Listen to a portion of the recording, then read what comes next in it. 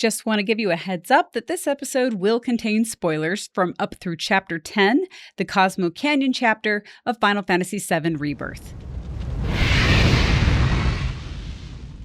Okay, she's an ancient, so I'm assuming that's why she gets the stage. Okay, right? yes. But they don't explain that. Right. She's just up there. And so the beginning of her speech justifies her position there, but I think it's totally clunky and poorly executed, right? Because it's like, I'm an ancient, one of those ancients, you know, the last ancient. It's like, oh, okay, so is that why the planetologist gave you the... Is that why you're holding the torch? Yeah. gave you a time to speech? They don't like... 100%. Do you have like a card or an identification?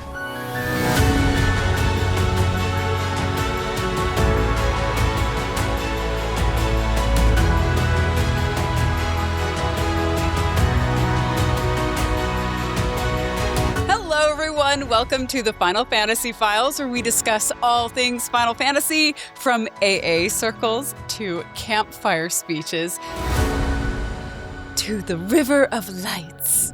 My name is Jolie Hales. And I'm Ernest de Leon. And I'm Spencer Price. And today we are going to continue again discussing Chapter 10 of Final Fantasy VII Rebirth, which is, of course, the Cosmo Canyon chapter. And it did take me 19 hours to complete. And after we get to this episode, I'm doing the math, and we need to pick up the pace, you guys, because so Summer Game Fest hasn't happened yet as of this recording, but it will have happened once this episode is edited. But I think we're all in agreement that we think we're going to get a reveal, right? At least the title, maybe a teaser, maybe even a full trailer, some kind of announcement for part 3 of this re-trilogy. Get ready for the final battle. The final battle. He wouldn't do that. What's battle? It's okay. Long ago. No, wait. Yes, this is it. Is it? That's the voice. Planet, Stop. Stop. guided by calamity. One No. man This is it. Yes. The rope gun. Yes! Yes! The glasses! Okay, be quiet. And that game will probably, Spencer and I think it'll come out in March, which means the demo might come out in February? Well, I don't know if it's going to be in March. It might be late spring. I don't think it'll be quarter 1. Oh my gosh. It was a huge explosion. Spring! It's totally April. It's March or April. Yes. That means that. I want it to be later. I need more time. Yeah. Square Enix, later. Yeah. I have a question for Spencer on this. Yeah. Spencer, do you think the third thing will come out on Switch 2 day and date, or do you think it's going to be a delayed release? I think day and date. I think it will come out on Switch 2 day and date because they're waiting to market part 3 for when the Switch 2 and Xbox versions get released. So at the beginning of this year, Remake was made available on Switch 2 and Xbox, right? And then literally in a few days' time, Rebirth will be available on Xbox and Switch. And then maybe 2 days later, that's when we think we're getting the reveal of part 3. So yeah, I mean, I think this is the direction that Square Enix has been pushing for the multi-platform simultaneous release. Look at that! Nintendo Switch, PlayStation 5, Multi-plat. Xbox, Windows, Steam, just like I said! So yeah, I think we're getting it on Switch. There's a few people who think that it's still going to be a PlayStation timed exclusive. I just don't think that's true anymore. Because I know a lot of our people that watch, a lot of them are on other platforms. And I'm just kind of wondering, like, are they going to get to experience this day and date as well? Or is it only going to be those of us who are on PS5? Yeah, I think it'll be for everyone. Well, regardless, I really think that we don't have much time, because if you do the math on how long we're taking on these chapters in these Rebirth discussions, we're going to need to start generalizing some stuff. So we're not doing 10 episodes per chapter anymore, because we still have a few chapters to go and not enough time before I think this game might be coming out. Or, I mean, we have to finish Rebirth before we start part 3, at least before we even start the demo, or else, I mean, when will I have time to play it? Right? Right. You won't. I need to be able to play it, and I can't play it if I'm editing these, you know? So anyway, so moving forward, I mean, today I already had written the outline that goes into intricate detail about everything. So I guess after today's episode, I might generalize things a little bit more. But don't worry, like I might not go shot for shot. I'm starting my diet on Monday. Nice. We're not doing it right now. We'll worry. Yes. Prolong it just a little bit. Eat whatever you want. Eat whatever Final Fantasy characters you want to eat. Be like Wedge, Ernest. Yeah. Go eat a soldier, as Javier would say on stream. Yeah. But we're going to move faster. And of course, I got to say the same old stuff, right? It's worth pointing out at the beginning of every one of these discussions that Spencer and I have beat the game when it first came out. I don't think anything has changed since our last few discussions. Yeah, we're still in chapter 10. No, and I haven't gone any further than I was last time either, so because I know you're going to ask. Yeah, there I was actually. But I figured that was the answer and it makes total sense. So Ernest is still in the same spot and then Spencer and I both beat it. And then it's kind of fun because Ernest is doing story mode, I'm doing normal mode, and Spencer is doing it for his second playthrough. He's doing hard mode. And I also got to throw in there that while we will be spoiling Final Fantasy VII Rebirth, we'll only be doing so up through the end of Chapter 10, just in case there are any latecomers who have started listening as they play. So if so, welcome aboard. Woohoo! Yeah, welcome, guys. Yeah, we're glad to see you. Hopefully we got some Switch 2 players that are just starting to play Rebirth. Hopefully we do. Switch 2. Bring some friends. And you Xbox players, you're welcome too. All three of you. For sure. One other quick note, in addition to these deep dives, if you didn't get the memo, which you probably have by now, we are currently live streaming again. Spencer does a variety stream on Wednesday nights, and then the two of us are playing Final Fantasy VII Remake together on Friday nights. We alternate every 15 minutes of gameplay, and Ernest even joined one of the Wednesday nights, which was kind of cool, Ernest. Yeah, we had Ernest on. What was your experience meeting the fans, Ernest? That's the way he asked you. You know, it's interesting because at every one of these conventions I go to, I run into at least one more than I did the previous one. Now, that doesn't mean I'm running into hundreds or anything like that, but it's always one more than the last time. So I'm figuring, like, a couple of years from now, it'll be significant. Did you have a good time, Ernest? Oh, man, it was awesome. I loved it. Like I said, I can't do it every week, but I can definitely drop in from time to time. And it's always fun speaking to the other community members, especially I don't remember his name. I'm sorry, but the voice actor that was on the last one. Yeah, it was Dustin. Oh, Dustin. Dustin, there you go. Yeah. Co-climber or Colorado climber, I guess. We just call him co-climber. You never know how to say somebody's screen name. I know we're butchering so many, but we're trying not to. We try to speak the language of the YouTubes. We give it our best. Right. Indeed. But those streams are at 8:30 p.m. Mountain Time. If that doesn't work, you can watch the VODs on YouTube afterwards. So, yeah, I don't know. I'm new to streaming. I think they're so much fun. Oh, and before we move on, did you notice my shirt, Ernest? I did. Did you see what it says? I didn't see what it says. I just saw the character. Okay, so this shirt is it's actually not my favorite piece of art of the Tonberry. It's good, it's fine. But the thing I like the most is what's underneath it. It says social distance champion. Yes, yes. It's so stupid. I love it so much. Never get close to a Tonberry. Oh, it's so good.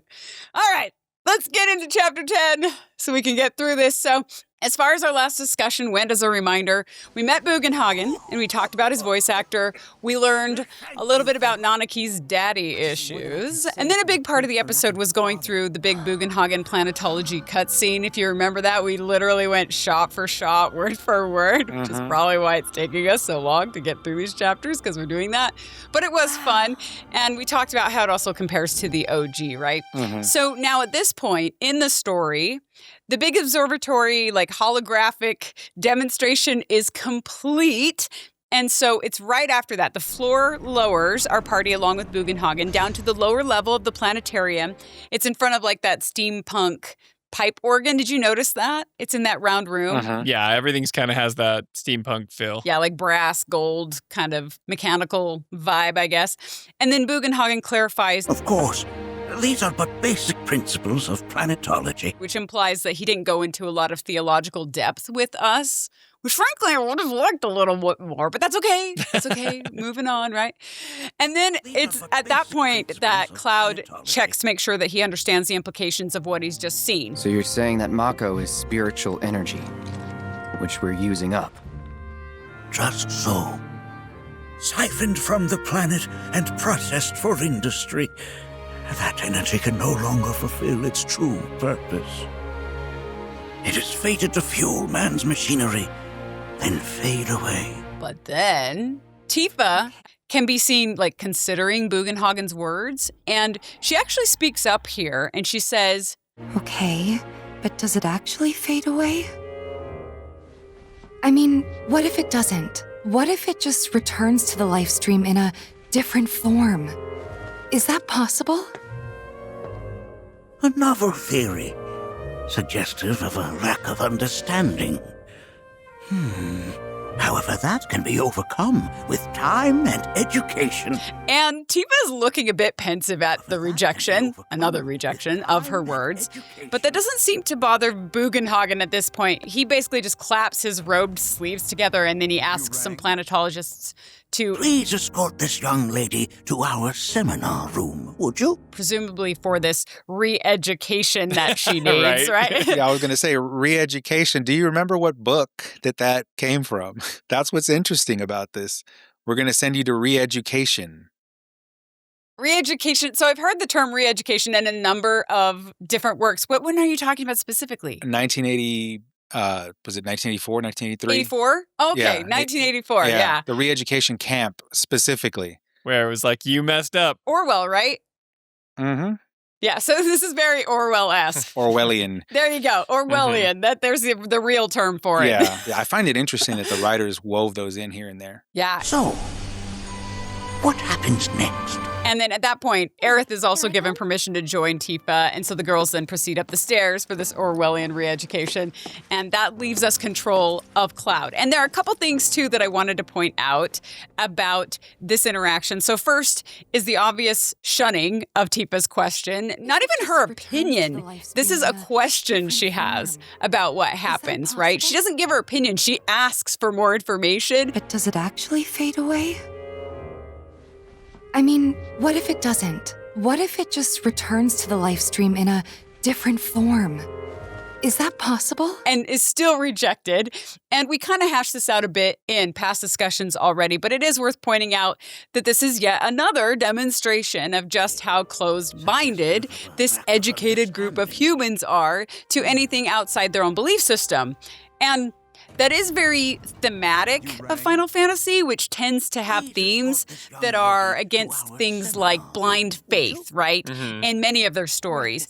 But at the same time, usually the leaders of blind faith, at least in Final Fantasies, but also in just like pop culture in general, they're often the villains in the story. Whereas here, I thought it was really interesting because Bugenhagen isn't a villain. He's more of like a well-meaning leader who is deceived by his own stubbornness, maybe? I don't know. But he's still portrayed as a wise person in many ways. So he's flawed. I don't know. I think that's kind of interesting. I know a lot of people are turned off by Bugenhagen, but I find this something interesting about him, something that gives him a little bit more dimension. Yeah, I think he was incredibly well written, actually, because again, it goes back to my whole like the ivory tower academic, right?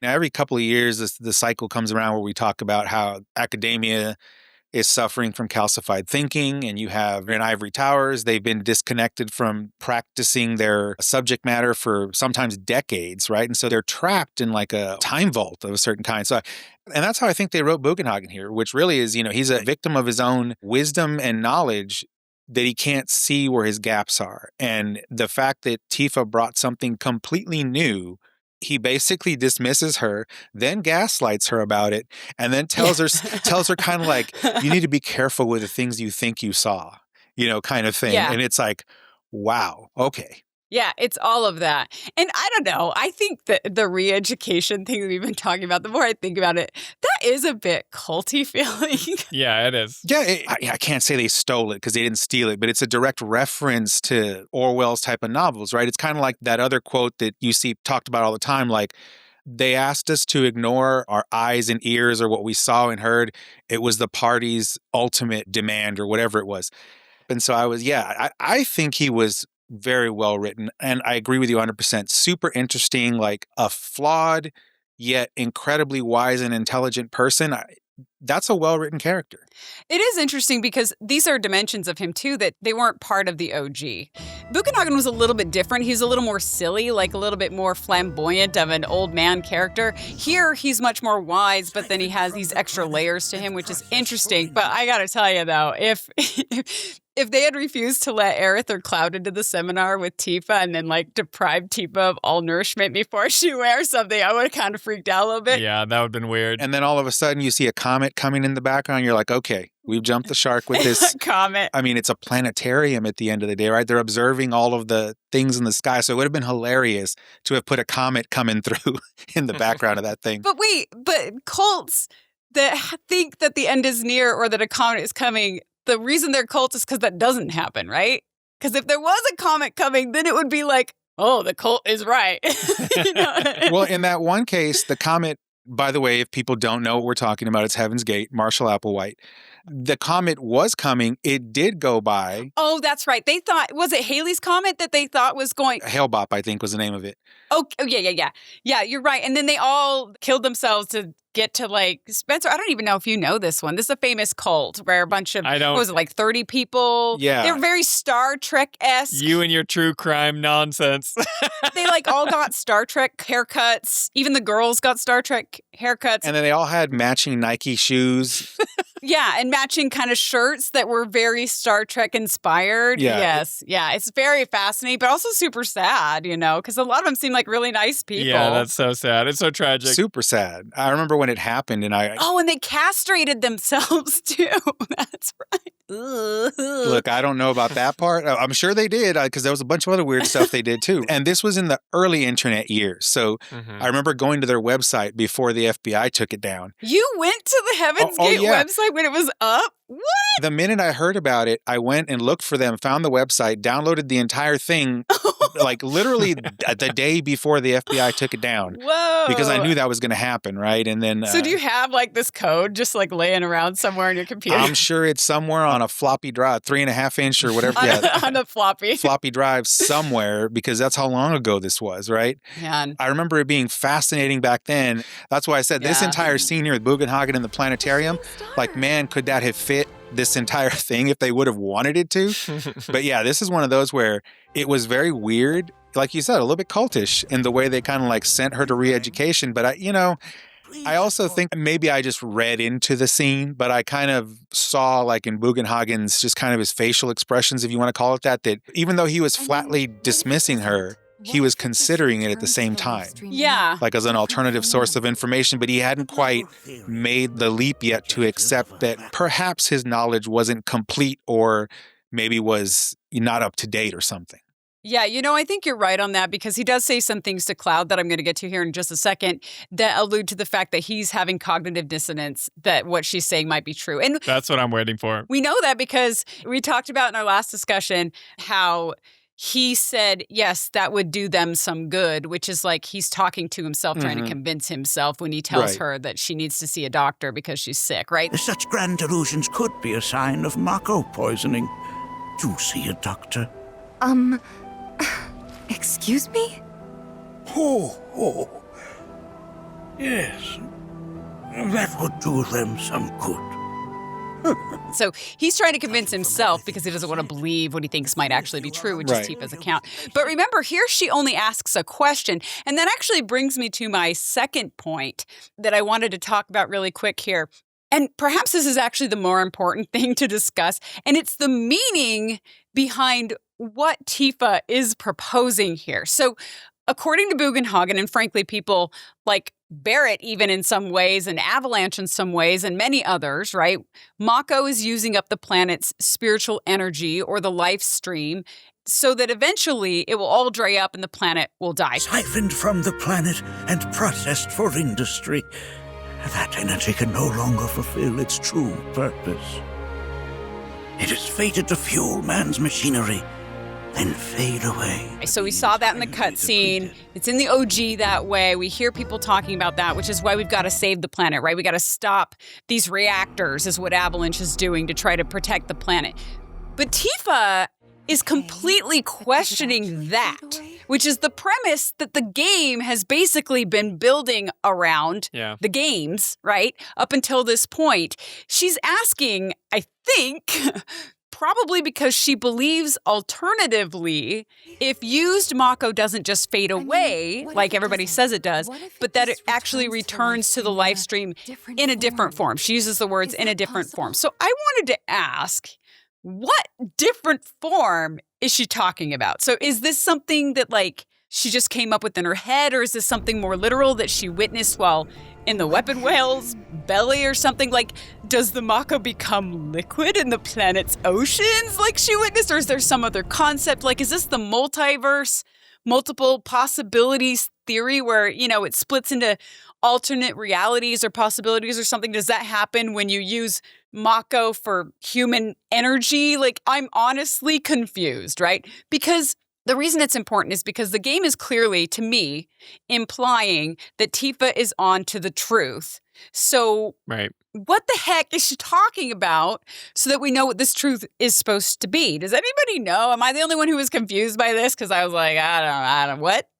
No, I was super confused. It like still doesn't make sense because I go back and I think about that scene with her in chapter 9 when she gets swallowed by the weapon. Yeah. It's like she has memories, and so maybe she's like saying, hey, like I had this experience in the live stream and it showed me things I didn't know about Cloud, about my childhood, about these things that are growing up. So maybe she's just deriving it from that experience, but the game doesn't do a good job of saying like, well, all that energy that Shinra's using up, like it's going away, right? Because we learned that planetology is like the cyclical nature of life, and that all souls that have lived, right, are the live stream, right? It's just like, that's that spiritual energy. And Bugenhagen, like you said, they're saying they're expelling those souls and they're just vanishing into nothing. So I don't think Tifa's experience spells it out or tells us what's happening. Gives us any clarity. I think she just infers it because she's like having an experience with the live stream. But I agree with you. I'm super confused. I don't think it does a decent enough job to explain why she has that thought. When she told me that, I was like, It's like, wait a minute. Yeah. I kind of felt like it was more of just like questioning Bugenhagen, like, does he really understand all this stuff? And yeah, that's how I read it the first time through. But the second time through, I was like, no, they want, because the writers seem to be setting this story up to where Tifa is the one who knows. She knows more than Bugenhagen. Aerith knows things too, but they're all still learning. But Tifa's onto the truth. Right. That's why it's like so annoying when she's dismissed, is because we're like, well, wait a minute, she knows things, right? But then I'm like, I thought, I was right there with Tifa until she says this and asks these questions. And I'm like, well, wait a minute. What are the developers trying to get us to suspect here? Because I don't know what it is. It's weird because everything in this game and just kind of even in the real world, to some extent, is a cycle. Even if you take the logical equivalent, right, and you say oil, because that's really what Mako is symbolizing here, right? You pump this out of the ground, you use it, you consume it, and then it's gone. Right. Well, theoretically, it's gone. No, it ends up greenhouse gases in the atmosphere. That causes other things. And then if you fast forward millions of years, right, in theory, things would die. That biomass would create more oil. And so it's a cycle. Yeah. And so I think she was trying to ask a question in a kind of like a hopeful way, like, well, maybe there's a way where the souls are able to go back, or it's not what you're claiming, which is it just goes away. Maybe there's like a positive possibility here. And he just kind of shuts her down. I get that. Like, that's what they're clearly trying to have her ask. What I'm asking is why? Why are they having her ask that question, right? It feels like, she's looking for hope, but it's not like she's grasping at straws to look for hope. Like, she actually believes that there is an alternative here. And I don't know. I mean, maybe they explain it more in later chapters because it's been so long since I played the game now that, I don't know, there might be something that's coming up that will help answer this question. But as of this point, I'm like, well, wait a minute. And they don't have to answer it now. They're just proposing the question, but I really don't. Yeah. I finished the game and I just don't remember having any alternative opinion. This is me grasping at things, but maybe it's just like, how she's hopeful after she has that experience and she's like, who's winning? Yeah, like the planet versus like Sephiroth or whatever. And she's like, we are. Any idea who was winning? Could you tell? The planet. The Livestream. Us. The planet is winning because she's got the white whispers and she was like protected by the weapon. So maybe she's just saying, because this is also something that they talk about, right? When they have that phonograph thing or whatever, that where you can hear the sound of, I don't know if it's a phonograph, but whatever that big speaker thing. Yeah, it looks like a phonograph. That's the planet crying out. A sorrowful dirge indeed. One I've heard all too often of late. This tubing allows us on the surface to hear the inner voice of the planet. What we just heard didn't come from the planet, though. That was definitely the voice of a weapon. Maybe it's just trying to build more of this, like you're saying. I mean, they're both correct in that statement. It is the planet crying out. Yeah, sure. But well, sort of. And it is a weapon. Right. The weapons are the protectors of the planet. So Bugenhagen's explanation is more general, but then Tifa's like, well, these are actual creatures. I agree with you. I don't think that they've given us enough to answer that question. I thought it was weird because, like, when Tifa says that, when she's like, that's actually a weapon, and he's like, what? That makes sense because we know that she saw a weapon. Because we've been there with her. Right. Where, and she's like, well, the spiritual energy actually might recycle rather than just dissipating. Yeah. You just kind of have to take on faith that Tifa experienced something that we don't really know. Or she suspects. But I think it's too ambiguous and doesn't make sense. Okay, so I'm not alone on that. That's good to know. No. Yeah. Because she's inadvertently basically proposing. Challenging the whole worldview. Yeah, that something else happens. Yeah. Like that maybe it's not, because if what she's saying, like different form, right? If this different form after Mako energy is used up is not a bad form, then let's Shinra use it up. You know what I mean? It kind of changes your motivations. So you want to know, like, well, okay, if it's not just using it up and it's turning it into a different form, is this different form bad? Right. Because then we still need to be doing what we're doing. If it's not bad, then yeah, it's confusing. Abandon everything, you know? Yeah. So that's why I ask, because I'm like, this is kind of an important pivot. And it's interesting, the scene where they inserted it too, because it also has that kind of implication of like, she's not just questioning his knowledge.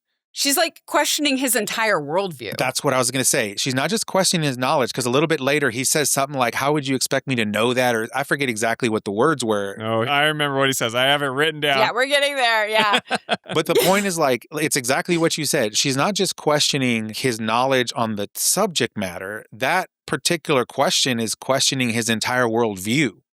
But also the entire view of all of Avalanche and the entire party's mission and so many things, right? Oh, yeah, absolutely. The foundation on which this game is predicated. The foundation of the game. Exactly. And I mean, there is something at the end of the OG, like how the OG resolves itself, that also challenges that a little bit, but it doesn't like address this different form thing at all. So this is new. As far as I can tell, this is new. But okay, so going back to Cloud at this point, because I know, Spencer, you're anxious to talk about Bugenhagen here. Yes. So if you talk to Bugenhagen again, now you have to talk to him again. So if you follow the girls to the seminar right now, you're going to miss all of this. But if you talk to Bugenhagen again, Cloud asks... Got a question. Planet runs out of energy. It and everything on it dies, right? Yes. Even I think he suggests that they could make the spiritual energies stronger, which, okay, what does that mean? Like, how do you, whatever, it's fine. I think it's just, who cares? Cloud's obsessed with getting stronger. Stronger. It's all about stronger. So now we got to make the spiritual energies stronger, I guess, too. But then when he asks that question, Bugenhagen nearly bites his head off. There any way to avoid this? Like, making the spiritual energy stronger? Why are you asking me such things? Like, screams at him. And that takes Cloud aback just a bit. And I actually, I'll be honest, I actually like this line again, for kind of the same reasons as before from Bugenhagen, because it shows that his dismissiveness is deeper than just disagreement, right? There's that emotional sensitivity tied to the subject. And then he's probably dealing with that, like, scary cognitive dissonance in his own head. And then it gets a little bit more on the nose after that. I'm sorry. I've come to realize that I'm somewhat stuck in the past. We've entered an era in which humanity exerts unprecedented influence over its environs. And as both the planet and society evolve, so too must science. It's because I think he attaches himself to science, right? Which I hate when people do that in real life when they don't actually know science, by the way, but that's just a personal pet peeve I'll throw in here. But then he says, And yet it seems that I cannot.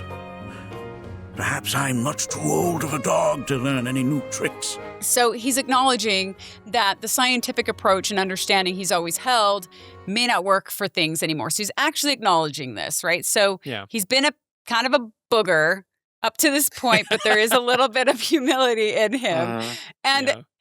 I'll be honest, it would have been nice if this was said more in subtext than in flat-on-the-nose dialogue, but the idea is still interesting. I mean, especially in a character who is seen as, like, such a mentor to people, or cat dogs, imposters, right? And you got to remember that we only even hear this dialogue if you select Bugenhagen, right? So this is, like, almost optional stuff. But one thing I do want to point out is that in the real world, if you think about like humans in this country, in the United States, right? And you go from, say, post-industrialization, right, after electricity, to, say, the very early 1980s. You could even go the late 70s. Pretty much everyone's life was almost the same during that very long span of time. The monoculture. Right. And then all of a sudden you get computers and then eventually the internet and things just completely change, right? So like anybody who was alive before the internet, especially if they were alive well before the internet and are still alive now, this world must be a complete roller coaster. So what I think is happening here is Bugenhagen realizes that, mind you, we know he's ancient, right? We don't know how old, but we know he's 130, right? He says in the OG. All the research, all of the stuff that he's acquired over that longer than a century has pretty much been the same until this point because of what's happening with the planet, right? So not only is the planet evolving, it literally tells him like your knowledge was correct up until the point where the planet had to respond to a threat. So I think he's slowly realizing that things are different than what he understood to be the case all the way up until now. And perhaps he should investigate it or listen or, you know, whatever the case is. So you think that he was correct until the planet actually started changing? I think the set of knowledge that he was working from was the same, and therefore he was correct in that bubble until the planet started changing because of what was happening. And so now he has to contend with the fact that perhaps his knowledge was correct all the way up until now, but it's different now. So let me ask you this. I'm curious, and it's not that I disagree with you. I'm just curious. What makes it different? So I look at it like American life from... No, what makes this planet different? Like, I get the American life, and like, I want to know, like, what makes their planet different? My point is that the science was the same all the way up until the planet had to respond to a threat. Okay, so it's that's the answer I was asking for. Okay, so it's responding to a threat. Okay, that's what we thought, but now Tifa is proposing that it may not be that, maybe. Right. So let me separate the two. So when I talk about the planet responding to the threat, I'm talking about the sound that they hear from the phonograph speaker thing that he thinks is just the planet moaning or whatever. Yeah. And she's like, no, those are actual creatures that are here to defend the planet. That's what I mean. That is a fundamental shift from what his known expectation was. Okay, but did they exist before this point or no? I don't know. And that's the weird thing. So if you look at like Japanese kaiju culture, right? Generally speaking, those things have been there all the time, but they were dormant. So there's no way you would have known they were there. So, and that's probably what they're going for here too. And if you go specifically like they do in the OG, frankly. Like Godzilla, right?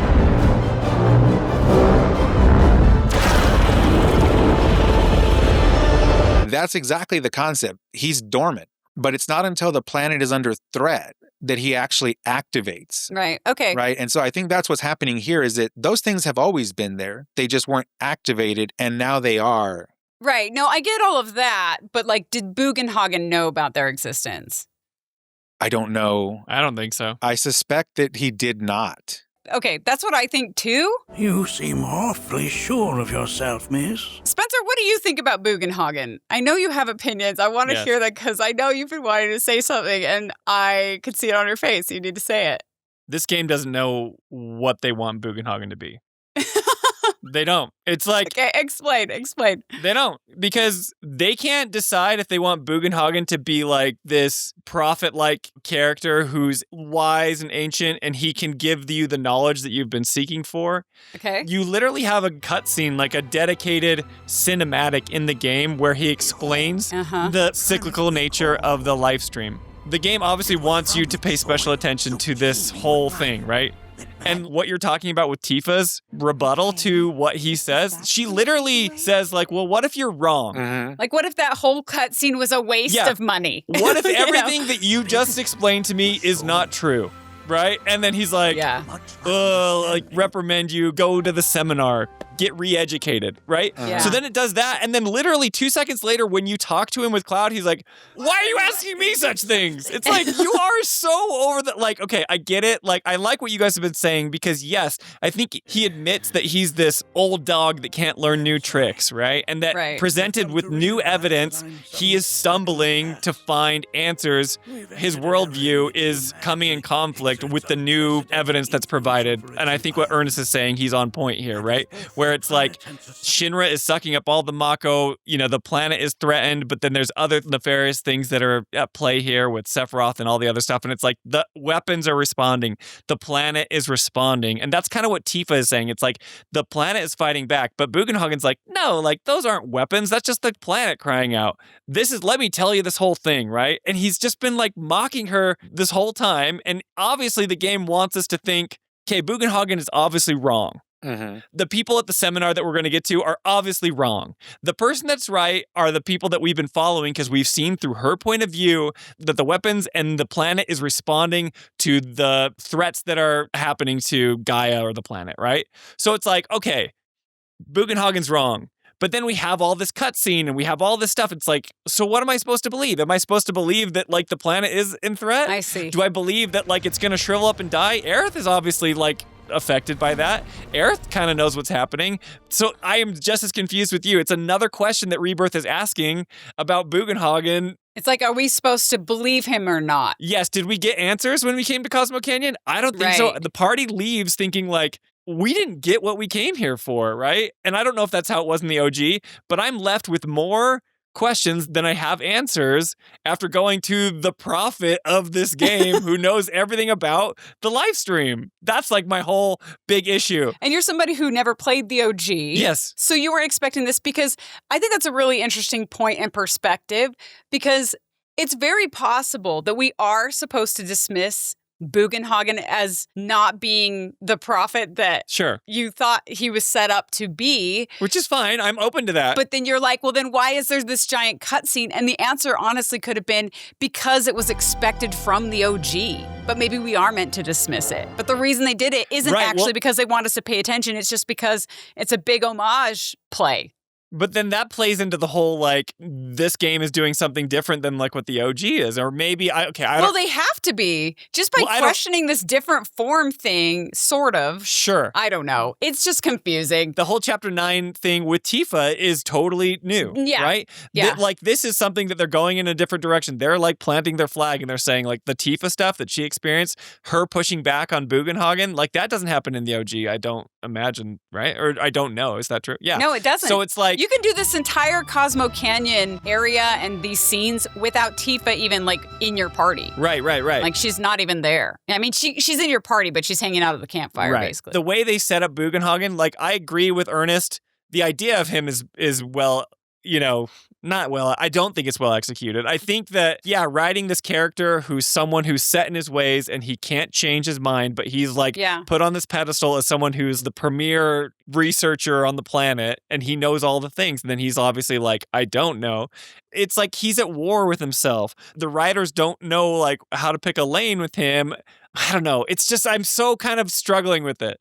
I guess, like, I accepted it more than you did, and it might be because I played the OG, and so I was expecting certain things a different way. I don't really know. Because, like, I like the idea that he is this revered, wise, educated old man. I don't have a problem with this. Who's stuck in his ways, but he's still flawed as a human being. Yeah. And there are people who aren't educated who have more wisdom than he does in some areas. And he has to grapple with that personal struggle that's the case when he hasn't had to for his long life. So I like that idea.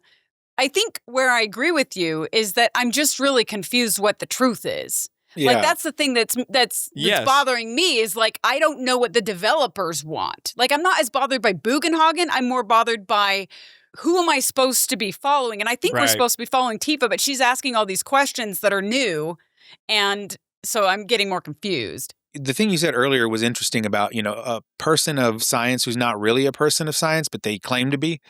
I think that's what's happening here is he considers himself to be a person of science. However, the science hasn't changed for a century plus for him, and all of a sudden it is. And now you have that question like, okay, is my worldview and my belief system actually science-based? More important than science. Or has it now gone into a different realm that is more of a belief system as opposed to a science-driven system? And if he really is a scientist, he has to ask the questions to himself. And I think that's what makes him interesting, is that he is struggling with the fact that he may not be the exact scientist that he thought he was, and that his not just that his hypotheses are wrong, but that he can't accept that they're wrong when a scientist and educated would. Yeah, I like that. Yeah. The fact that he's even able to think through that shows that he is wise, in a way. The situation has changed. The planet has evolved. Or at least new evidence has presented itself, whether or not it's changed. And he now must take that into consideration, right? And that is causing a disconnect in his mind, right? Where he's like, well, hold on. For 100+ years, this one thing has been the truth. Yeah. And now you're proposing something that is different. And how do I reconcile the two? And you kind of helped me get there, because it's like I felt like I had this issue with Bugenhagen, but you're right, Jolie and Ernest. I don't really have an issue with him. I think it's cool that he's having like this war within himself when it comes to his previous knowledge versus like the new presented evidence. I just don't know what the game wants me to think. Right. So we share the same frustration. It's just doing this thing again where Rebirth is asking freaking more questions, and it's like, with no breadcrumb answers. You have to give the breadcrumb answers. I'm just starved for answers, right? And it's like we are 3/4 of the way through the game and they're asking even more questions. It's like Tifa had this experience and I'm thinking, okay, like maybe I'll get some clarification here, and maybe we'll go back to Cosmo Canyon and maybe we'll learn more about it. Maybe we see Bugenhagen again and he changes his tune and like whatever towards the end of the game. I don't know. I don't know what's going to happen. Right. All I know is that he's the guy that's supposed to be telling me like about the planet, and then that whole thing about the planet doesn't really matter because Tifa's contradicting it and she's the one that kind of knows more about it. Well, that's the thing. It's like they're not even just asking questions at this point. They're potentially exploding the entire premise that we thought the game was about in some ways. Which is great, but it's just they have to answer another question. But they have to answer questions. Yeah, and I don't know. It makes me worried that they won't. And so I get scared. Okay, so it sounds like we're aligned on that. Yeah, it's interesting, but I'm just like, okay. It's interesting, but it's also par for the course, Rebirth. Keep asking those questions. It's frustrating. Yeah, for sure. It is scary because it's almost like they are either purposely or not, unintentionally, loading that third installation in this thing with so much. But they don't answer questions in the ends of Final Fantasy so often that I'm worried they're going to be par for the course with the ending too. Yeah, how are you going to deliver that? Remember 16? Remember that? Yep. Do you remember all those questions we had? Do you remember all those answers we got? No. Well, why not? Because they didn't get any answers, because the ending of that game blew chunks of monkey. And I'm worried that this one is going to do the same thing. I'm hopeful that it won't. I'm really hopeful that it won't. I want them to succeed. No, it just has to end with a glimmer of hope, and then you can just fill in the rest. No, I will rage. I know. You guys, I will rage. I know, I'm teasing. I would hate that. I don't envy the writers and developers of these type of things because I do. I know I always go back to Netflix as an example here, but I've literally watched this happen dozens of times. You get a phenomenal show, at least in my opinion, phenomenal. Yeah, and then they screw up the end. No, they just cancel it because it's written to a certain group and the group is not big enough to support and so I think that's what's happening here is the writers are like, they're trying to figure out. Here's the thing though, it's not being canceled. This is not like we don't know if we're going to do another season. Oh, we are not. So I guess it's just over. They knew from the beginning this was 3 parts of a massive story that's being retold in some form or fashion. They have a responsibility to answer these questions and make the ending good. This is not like, oh, it's canceled. Oh, they didn't do it. I guess, well, that's just the way it goes. No. I didn't mean canceling the third installment. What I meant was like... No, I know that. But your comparison, I'm saying it's not a parallel. It's similar because... Or maybe I don't understand. Okay, finish your thought. Maybe I cut you off too early. The reason that these Netflix series get canceled is because they write them in a certain way. And... What does that mean? They write them in a certain way. What are you talking about? So, for example, there was this one about Kublai Khan. Phenomenal show. But it was what I like to call a cerebral show. And I know when I see one of those on Netflix, I just know the first season this thing's going to get canceled, right? Because it doesn't have the mass market appeal. Are you saying because it asks more of their audience and they're not willing to stick around? And they're not willing to do it. So I think the writers here are trying to juggle that, and sometimes it lands and sometimes it doesn't. They're asking a lot from their audience, and they're saying, like, wait until the very end before we answer anything, right? And sometimes that lands and sometimes it doesn't. And that's the problem, is like when it doesn't, it's very evident that it didn't. And people lose patience along the way, like you can see in me. So I'm agreeing with both of you. Yeah, no, and I'm not disagreeing. I know I sound like I am because I'm just really loud. So sorry about that. I guess, like, when you have money and time and something that's already been written, this is a remake of something, there are no excuses to make it suck. Right, for sure. There's just not. They've had 30 years to come up with this. Yeah. So if the ending sucks of part 3, they blew it. Yeah. Huge fail. I will say this. Huge. If they fail to stick the landing on the third installment here, it may be the Final Fantasy. That's the joke with the first one, right? Like, that's how the name. But you thought 16 stuck the landing. Well, stuck it. So to you, you're going to be like, oh, that was great. Well, we'll find out. Maybe not. But look, stuck the landings maybe a little bit. You said those words in the episode. I could pull the clip. They nailed the ending. They nailed it. They absolutely nailed it. I liked it because I like endings where, like, they make you think and you have to try to figure it out. I mean, make you think, yes, but like try to figure it out with outside research, no bad. I also like those kind of movies, right? Where it's like, you got to figure it out. You like all movies. I do like all movies. That's true. But you watch like Rubber and I love B movies. Sharknado and like all of that. I love Sharknado. You're very open. Yeah. I am not this person. I can't watch 5 seconds of those movies, right? Like it's just like I need I need more out of these people. But it's because I hold them to a high standard because I believe they're capable. But we don't need to hash this out anymore. Let's move on. We love you, writers. We love you. Enough about them. Back to the scene. So then when you talk to Bugenhagen yet again, that's when he points us to the same seminar that Tifa has been escorted to. Was my explanation of planetology not to your liking? Perhaps a seminar would provide a more agreeable experience. Which is clearly our next point in the main story path, right? And when we leave the observatory, it's now sunset, which is cool. So I do like the environment change. Yeah. It looks pretty because you got up there during the day and then it's like pink. The sun is setting. It's great. That's awesome. Yeah, I like that. Environmental storytelling where you're like, it's getting ready towards the main event. The River of Lights is happening. The River of Lights, which has to happen at night. Yeah. Yeah, they don't just cut to that, which it's cool. And it feels like you've been spending a lot of time in that city rather than just, like time is passing. Because games have day-night cycles, but this one is scripted. So it's like once you go through this, then dusk comes. Well, yeah. Well, I mean, in order to get to that scene, it's got to be dark, right? For it to work. Yeah, exactly. Right. That's what Spencer's saying. But it's cool. But you're right. The way they transitioned here was like, it was smooth. It was nice. It wasn't jarring. It was... Well, they could have gone outside and it could have been night right then, but they chose to have this transitionary time period, which was cool. It's great. Oh, also at that point, before you go down the elevator, you can go into the storeroom. Remember how there was like some mean NPC guard? Not so fast.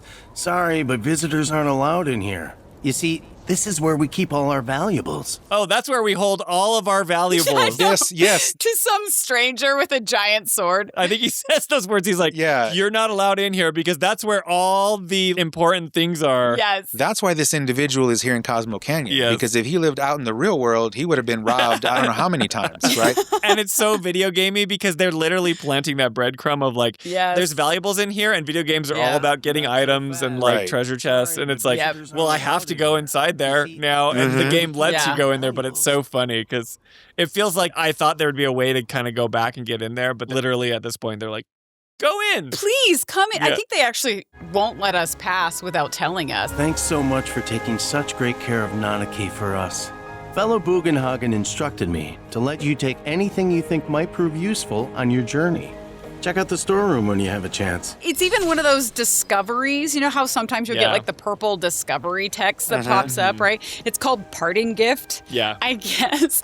Yeah. So they clearly want us to go in there. But I mean, it kind of makes sense why, because if you go inside, it's like this multi-leveled cave with tons of production design. And you're in there for like 5 seconds, right? Yeah. And they put so much effort into it. Like you can get things like you can get 5,000 gil. You get the crystal megaphone for Kate Sith. There's a painting of Red's family on the wall. Right. There's storytelling in there. So it's cool. There's also the Moogle medals that are in there. I think there's 5 of them. If you can get those rare Moogle medals. Yeah. I love how that's what you remember from this cave is the Moogle medals. There's an ore in there, like what is it? An ore of some kind. There's a bunch of ore, yeah. And then a potion. But I think there are other religions out there that have like these significant vaults that have historical things that go back. I think most religions do. Millennia, though. I know ours does.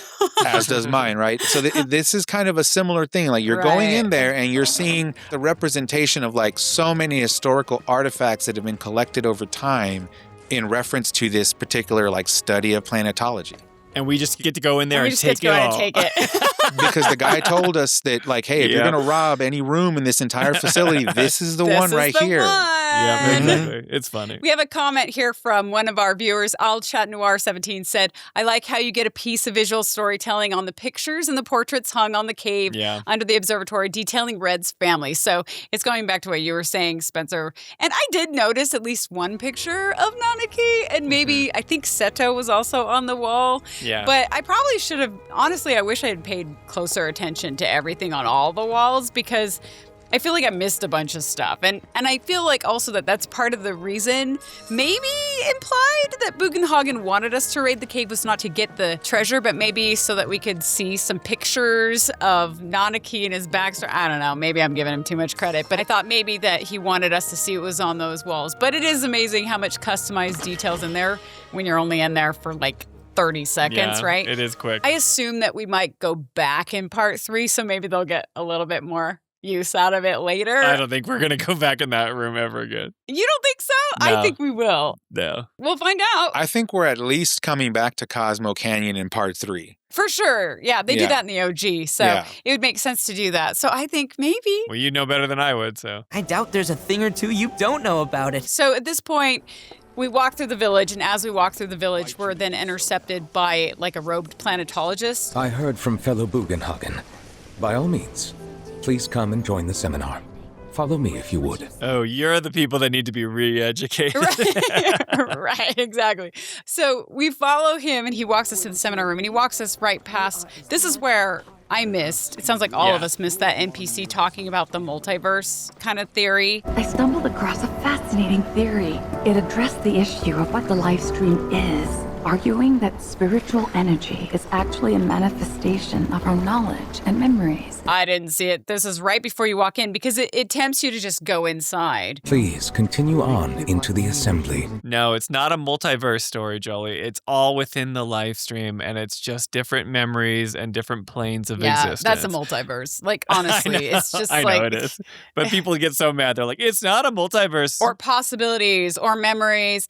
Yeah, they keep saying that. It's not a Marvel movie. I was going to say it's cope. They're coping. That's all it is. It's not a Kevin Feige multiverse, but it's Final Fantasy's interpretation of it. It's the same thing. I don't care what it is. It's confusing, and I don't get it. It's just the live stream says that they can do it this way, and it's like, okay, whatever. Yeah, it's whatever they want it to be, whenever they want it to be that thing. I think Jolie has convinced me, like, I've never been a fan of multiverses, first of all, ever, for any reason, but I think she's convinced me that when it's being used as like a potential cop-out. Yeah, it's almost always a cop-out. Where it's like, therefore there are no consequences, right? And don't get me wrong, I've seen TV series and movies that have done it fairly well, where there still are consequences, permanent consequences even. But yeah, I am a little concerned that they could potentially try to use this as like a... Any possibility literally, could be the way that it ended. Literally any possibility, right? So I don't want to see that, but I would like to see something really cool like the multiverses collide and something happens, but it can't just be here's our get out of jail free card for whatever happened. Exactly. Yeah, good. I'm glad that you're convinced. That's what the NPC is saying, right? She's just saying, right. like, I hope my hopes and dreams will manifest as realities in the live stream. Yeah. What about our hopes and dreams? We remember those, don't we? So what if spiritual energy doesn't distinguish between our real, lived memories and the unrealized desires buried deep in our hearts? What if coming into contact with that energy allowed us to peer through the looking glass, so to speak, But I know, I understand. But like hopes and dreams, sure, really? Like talk about ethereal nonsense. But there's so much foreshadowing about dreams. Whenever Cloud goes to sleep and then he goes in, that's when he gets to go see Zax. But hopes and dreams. Hopes can become their own possibilities? Yeah. Like a hope. That's so intangible. How can you possibly do that? Zack is the manifestation of hope, Jolie. I don't know. Hopes? Dreams, maybe? Something like that. So long as we've got those. And hold on tight and never let go. Yeah, but that doesn't make any logical sense. Like, how can you possibly draw that line? That's why I have a problem. It's JRPG. That doesn't make it right. Power Friendship. Or Care Bears. Yeah, Power Friendship makes sense, though. Like, there's some logic there. No, it doesn't. Like, it doesn't make sense. The Power Friendship is literally like a tangible power that you can wield in like JRPGs, right? And it like turns into a beam of light and executes the final blow. Yeah. It's the Care Bears, right? Care Bears,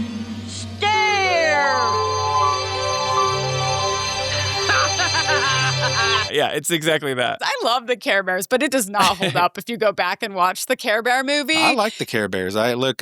People can say whatever they want. I like the Care Bears. We're so old. Do you remember the Care Bear movie? No one's going to listen to us that's younger than 30. Stop talking about the Care Bears. Well, they might now. The Care Bears like the modernized version, but back in our day, there was that one with the old book, and it had a face in the middle. It's too late to stop now. You must finish what you started. We are wasting time. Okay, moving on. Yes, we get to the seminar room. Yes. And there were a bunch of Care Bears at the seminar, yeah. No, but that would have definitely piqued my interest. Now, the seminar room is it's like a hut. Like it's like a roofed patio kind of place. And there's basically like a dozen people. They're all sitting in a circle. Most of them are dressed like they're the tourists, right? Sitting in a circle on the floor. So it's like they're visiting Cosmo Canyon and the seminar is a big part of their visit or something like that.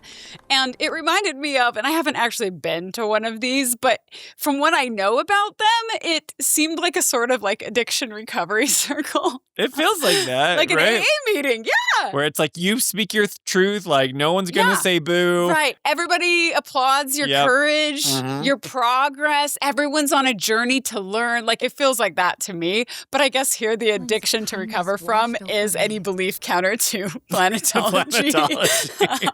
So basically the real world, right? Because that's the juxtaposition you have here, which is the world is doing what it's doing and we have the truth and we have the answer over here. Right. So it's almost like you came from the outside world. Now you need to see what your life is actually doing to the planet. And the people there have to, I guess, deal with it. I don't know, accept it or. Yeah, I think it's just educating them in the planetology that you're talking about for sure. It's not actually an addiction recovery. It just reminded me of one. Yeah. But when we walk in, the circle is even clapping for the last speaker. Although it's funny because they just start clapping whenever you enter, even if it's in like the middle of someone else's like talk, because that's what triggers it. That extra energy I received from the planet, I don't know. I always think that stuff is funny, and I don't think anybody else does. Whatever. It's tricky when you can't control the pacing, right? Right. You have to do it that way. When the player controls the character when they initiate the cutscene. Yeah. And we see Tifa, of course, like a little medium shot of Tifa, and she's clapping, and she's wearing those ugly tiger claw gloves. I don't like those at all. Like the Wolverine. In your game.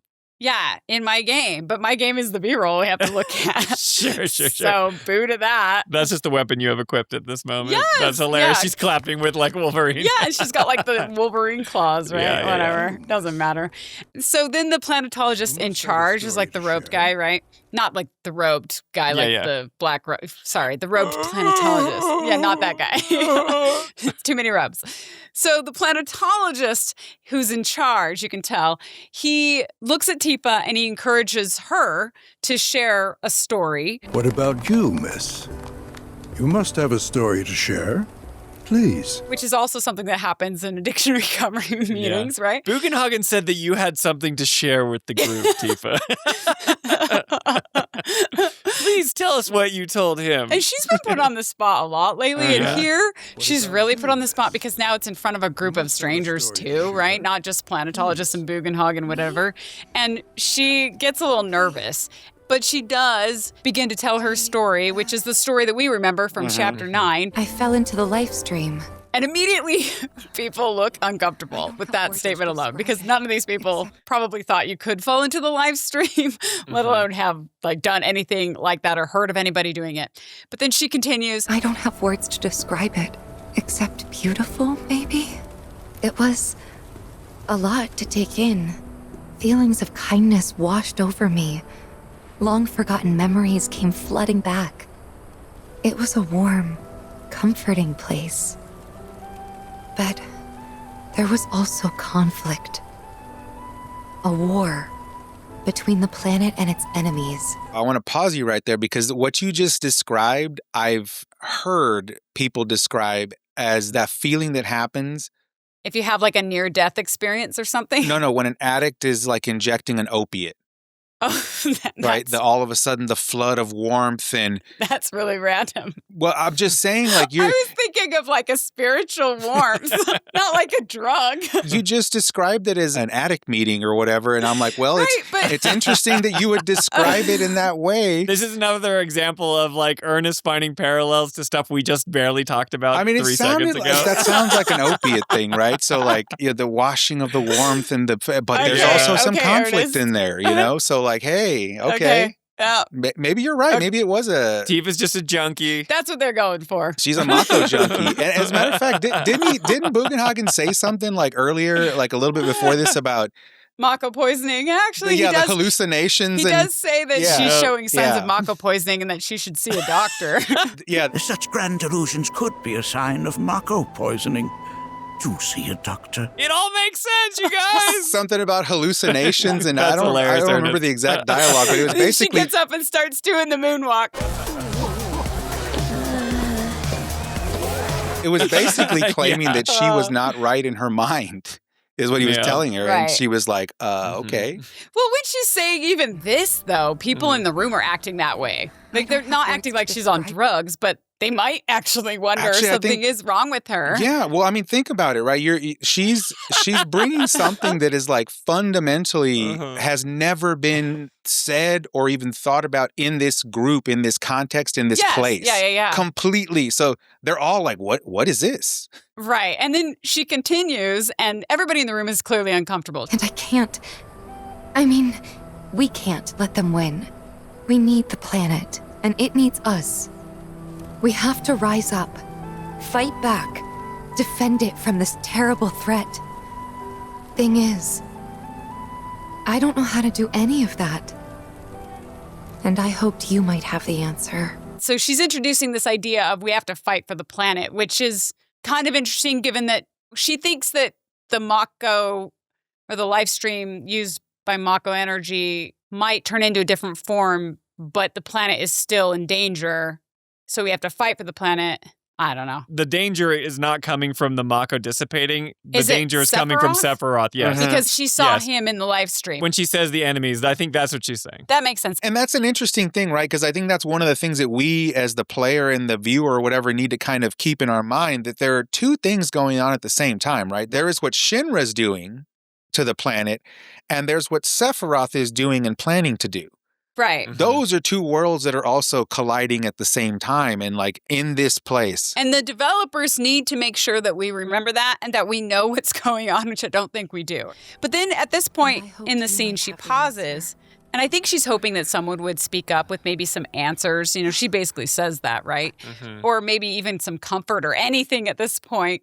But instead, people are just looking down. They're visibly uncomfortable. They don't want to respond. They don't know how to, because these are people who are on a learning journey and they're looking to this leader planetology guy to help teach. They're not going to speak up with something that they know is against the teachings of planetology, right? These are likely tourists who have done enough looking into the doctrine of planetology to know that what Tifa is saying right now doesn't exactly line up with that doctrine. She's also talking about, I don't want to call it war, but aggression, obviously, to help the planet. We have to rise up, fight back, defend it from this terrible threat. But she's talking about that to basically a room full of pacifists, right? Right. It's true, actually. Even more uncomfortable because they're like, wait a minute, you're asking us to take up arms? Like attack, defend, take up arms and fight? Yeah. And they're basically pacifists. So it's like, okay, I could see where they would be very uncomfortable with that kind of dialogue. They're just uncomfortable because Tifa's so much hotter than all of them. Oh, man. Here come the pitchforks. No, I'm saying like... No, she is hotter. I'm just saying they're just the general NPCs and they're like, holy crap, what's this girl talking about? She's the best looking girl in that room. It's that social anxiety of trying to talk to the attractive person in the room. Aerith's cute too. They're both cute. Right. If I were a dude in that room, I'd be like, I don't care what people are saying. I just want to go talk to those two girls. Yeah, they're like, I'll fight for the planet for you, Tifa. Yeah.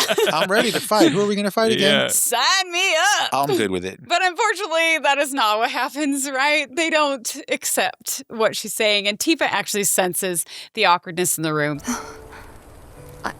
I'm not criticizing Planetology or anything, and I'm not trying to scare anybody either. I just... You know. And Aerith watches her empathetically, which I think the animators... I mean, Spencer, maybe you don't think this, I don't know, but I thought the animations in this scene were pretty good because Aerith doesn't say a single word. Yeah. But we kind of get insight into what's probably going through her head just by watching her facial expressions. So they did something right with micro expressions there. I think the animators have been on point the entire series. Oh, they do a great job. I agree, 100%. Yeah. Except for like the NPCs, you didn't like some of the like side characters like Shawnee. Well, NPCs don't matter. Well, they had to cut budget somewhere, right? So that's where it got cut. I'm talking about like this is a main critical path cutscene. It makes sense. But then Tifa struggles to find the right words, and she ends up backing out of the conversation completely. Never mind. This is all coming out wrong.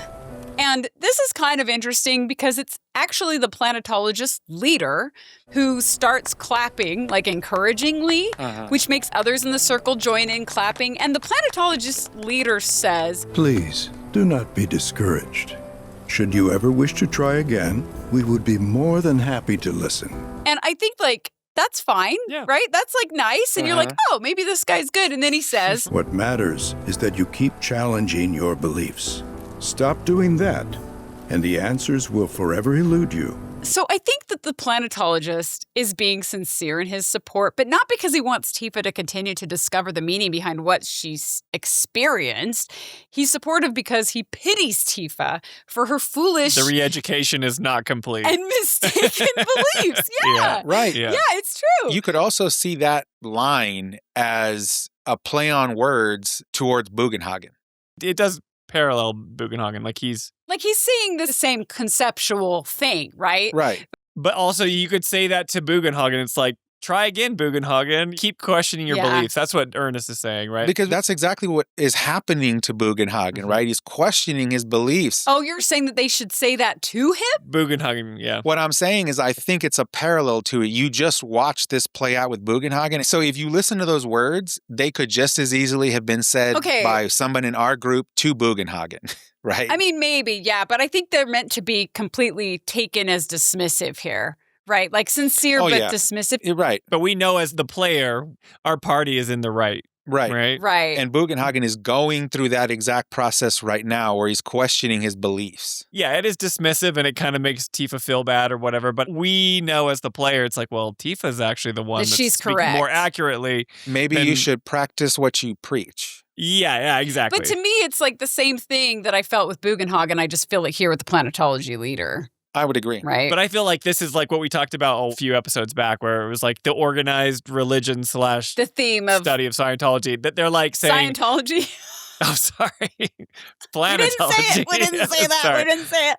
We have nothing to say about Scientology. No. It's okay. It's okay. The point is, it's like question established dogma and question stuff that you think is the doctrine of the world or whatever. Because the party goes in thinking they're getting answers, and Tifa literally says the same thing that Barret says, right? There was also conflict. A war between the planet and its enemies. And we can't let them win. We need the planet, and it needs us. We have to rise up, fight back, defend it from this terrible threat. We need to commit, put our lives on the line to save hers. Barret's all excited to see all these people and see Planetology because this is his motivation for being a more zealous faction of Avalanche and trying to take out the Mako reactors and all this stuff, right? But then when he goes through this whole stuff, he comes away being like, no one wants to act on their faith or no one wants to act on their research. They just want to sit around. And Tifa's saying the same thing. She has a different perspective because she's been through the Livestream, but she's like, I just know that there's enemies and we need to fight for the planet. Right. And then they're all just like, yeah, maybe try again because you're not quite there. You know? Again, it feels so condescending. Yes. The game wants us to think like Bugenhagen's in the wrong. Exactly. These planetologists are in the wrong. And we're just going to be like, well, I guess we have to take action into our own hands because they're not willing to fight for it. Right. But then furthermore, they came for answers and they're clearly not going to find them there. Well, yeah, our party. Yeah. At least not the ones they're looking for. Exactly. Yeah, our party. Our party isn't going to find those answers. But also, I think it's really interesting because I actually, if I had been Tifa, I would have rather the planetologist leader stand up, call me a blasphemer, and start yelling at me than the way that he just, oh, that was nice. Try again, sweetheart. You didn't do very well, but that's okay. We still love you. Like a real condescending. And then he dismisses the class. And the answers will forever elude you. On that note, I think we should adjourn for the evening. The River of Lights is almost upon us, so let us head to the torch. Like this whole dismissive thing, I would rage. I would rage if somebody was so politely condescending to me. I would want to punch them in the face, you know? But he's more or less being unintentionally condescending, right? Yeah. In this whole keep reminding yourself that was a silly hallucination so you can get back on track with what's actually true, right? But I think it's interesting because he's clearly, to what you were saying, Ernest, this guy isn't interested in finding more answers either. He doesn't inquire. He doesn't even seem interested that Tifa's gone through this experience. If somebody were to share this with me, even if I didn't believe it, I would want to know. Even if I dismissed the class, afterwards, I would be like, okay, tell me more about this thing and what's going on, right?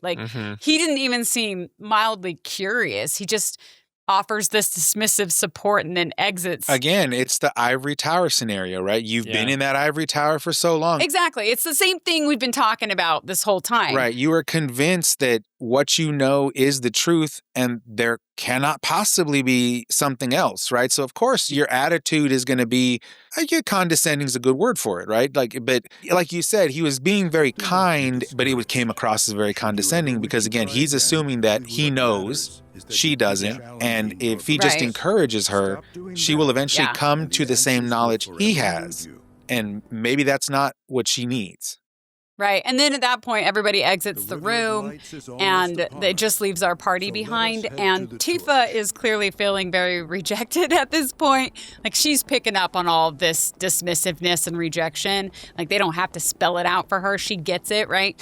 And she ends up walking toward Cloud and she sadly says, I'll see you at the festival. And then she leaves the room. So this has affected her for negative once again. And she keeps getting hammered. And this is Tifa, the one who, for a lot of her history in life, has never been one to stand up for herself. And she's finally starting to try to do that. And she's getting slammed, right? So I like that about this. I think that's interesting. I think it's setting her up to really come pack a punch in part 3 so they could do some really cool character stuff with her later. So yay for that. Yeah, they do a good job of giving Tifa these moments. You guys know I have criticisms of Tifa, and this is one of my biggest criticisms of her, is that I feel like she just kind of stares at her feet and twiddles her thumbs. She's not...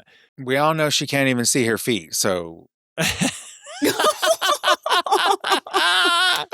Ernest, it's so funny, dude. I did not say anything, okay? I'm leaving that in. I didn't expect that from you, Ernest. That was funny. But Tifa is this person, if you go all the way back to Remake, she is torn because she's not fully committed to the Avalanche's cause, right? Right. In Chapter 3, we're playing through this on stream, and she's like, I disagree with Barret. I'm not fully invested in going to bomb the Mako reactors to stop the siphoning of the Mako from the Livestream and the planet. I heard you're having second thoughts. I know we have to think big if we're going to make a difference. But not like this. I feel trapped. But now we have her in a seminar where she's speaking up in front of strangers. This is her having an arc where she's starting to say, like, I'm going to say how I feel. And not only am I on board with, like, Barret's plan, but we're going to fight for the planet. And we really need to be committed. Yeah. You know, but then they question her and she feels like she's not saying it right. So she goes back to that old Tifa, but we're also seeing a new Tifa emerge, which is awesome. So I just love her character growing, right? There's depth there. Yes, it's cool. I agree. I think part of it is that she realizes, too, that this is not the audience for what she's trying to say, right? Like, she obviously came for answers, and she's in this group, but I think she realizes as she's getting to the end of that, where she kind of starts quieting down, number one, these people are not going to have the answers she's looking for. And number two, you're going from a group of pacifists, pilgrims who come here, they're learning values, and the hope of the system is that they then leave and take their learnings and the new values that they may have picked up and spread them other places so that over time, this problem that Shinra's creating gets solved. Whereas Tifa and her group realize we need action, and this group is not the right group for action. But I think that when she started in the seminar, she was hoping that maybe they would be open to it. It's not until she starts talking that she realizes that, and she's like, oh, this was a bad idea. These people do not. Yeah, plus arming a bunch of pacifists is just a giant liability anyway. Sure. Not smart either way. Like, they try to get their answers, they're not here. Perhaps it's time to, move on. Do not be discouraged. So we have a comment here from Bernardo Mason Dejar who says, the moment where Tifa spoke at the assembly is confusing. The people seem to rush her off and discard her experience. I know that's intentional, but I feel like the effect is hurtful to her writing. No one explores her or cares to consider what she said, nor for her disappointment. And then after, I feel like there were missed opportunities there for development. Digging in more at the esoteric culture of planetology, three-dimensionalizing Tifa a bit more so she's not written off so much as the airhead with the big chest. Okay, that's interesting. If you take it on its face, I can totally see why you'd be concerned for that.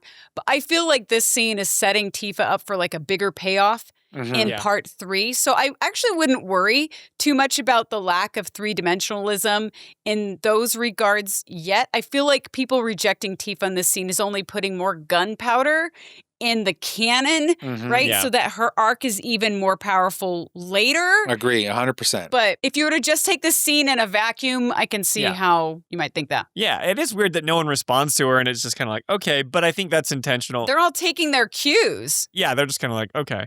But like, it's weird that Aerith doesn't speak up, or like Cloud, if anybody's going to speak up. Right. I mean, maybe not that weird. Again, I feel like all of them realized at a certain point that, okay, this is not the place for this, even though we were coming for answers. Like our party. Yeah. This is not the place for a discussion of, especially the things they experienced, because this group of people is not ready for that yet.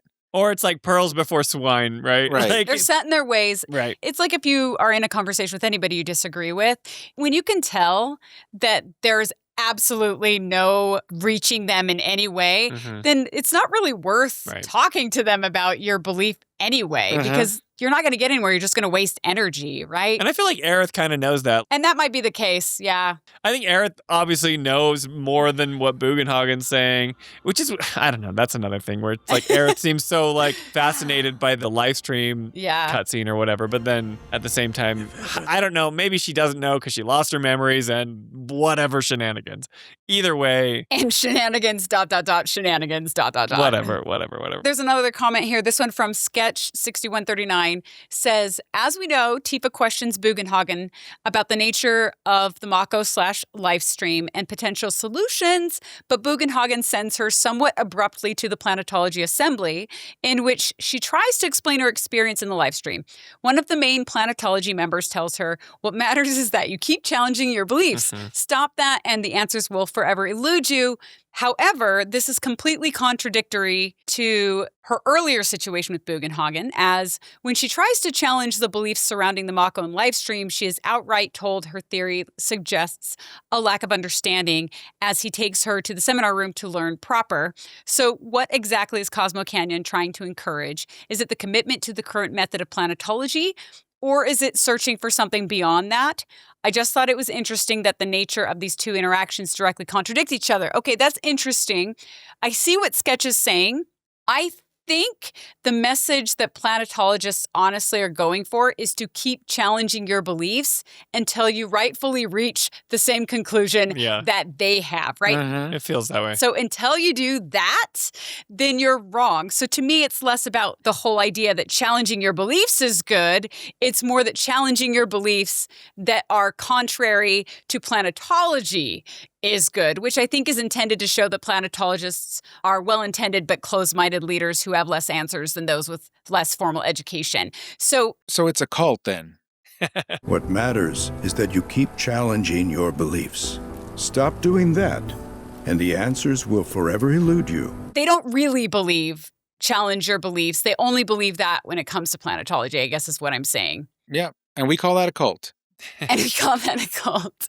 But I would like to think that it's a layered message that at least Bugenhagen has picked up on, like, hey, I haven't been challenging my beliefs, and I need to. On that note, Ectogamut Biggles, as we know from Stream, responded to this comment by Sketch, by the way, said, I don't think it's contradictory at all. The NPCs around that planetology assembly were clearly acting uncomfortable with Tifa's call to action.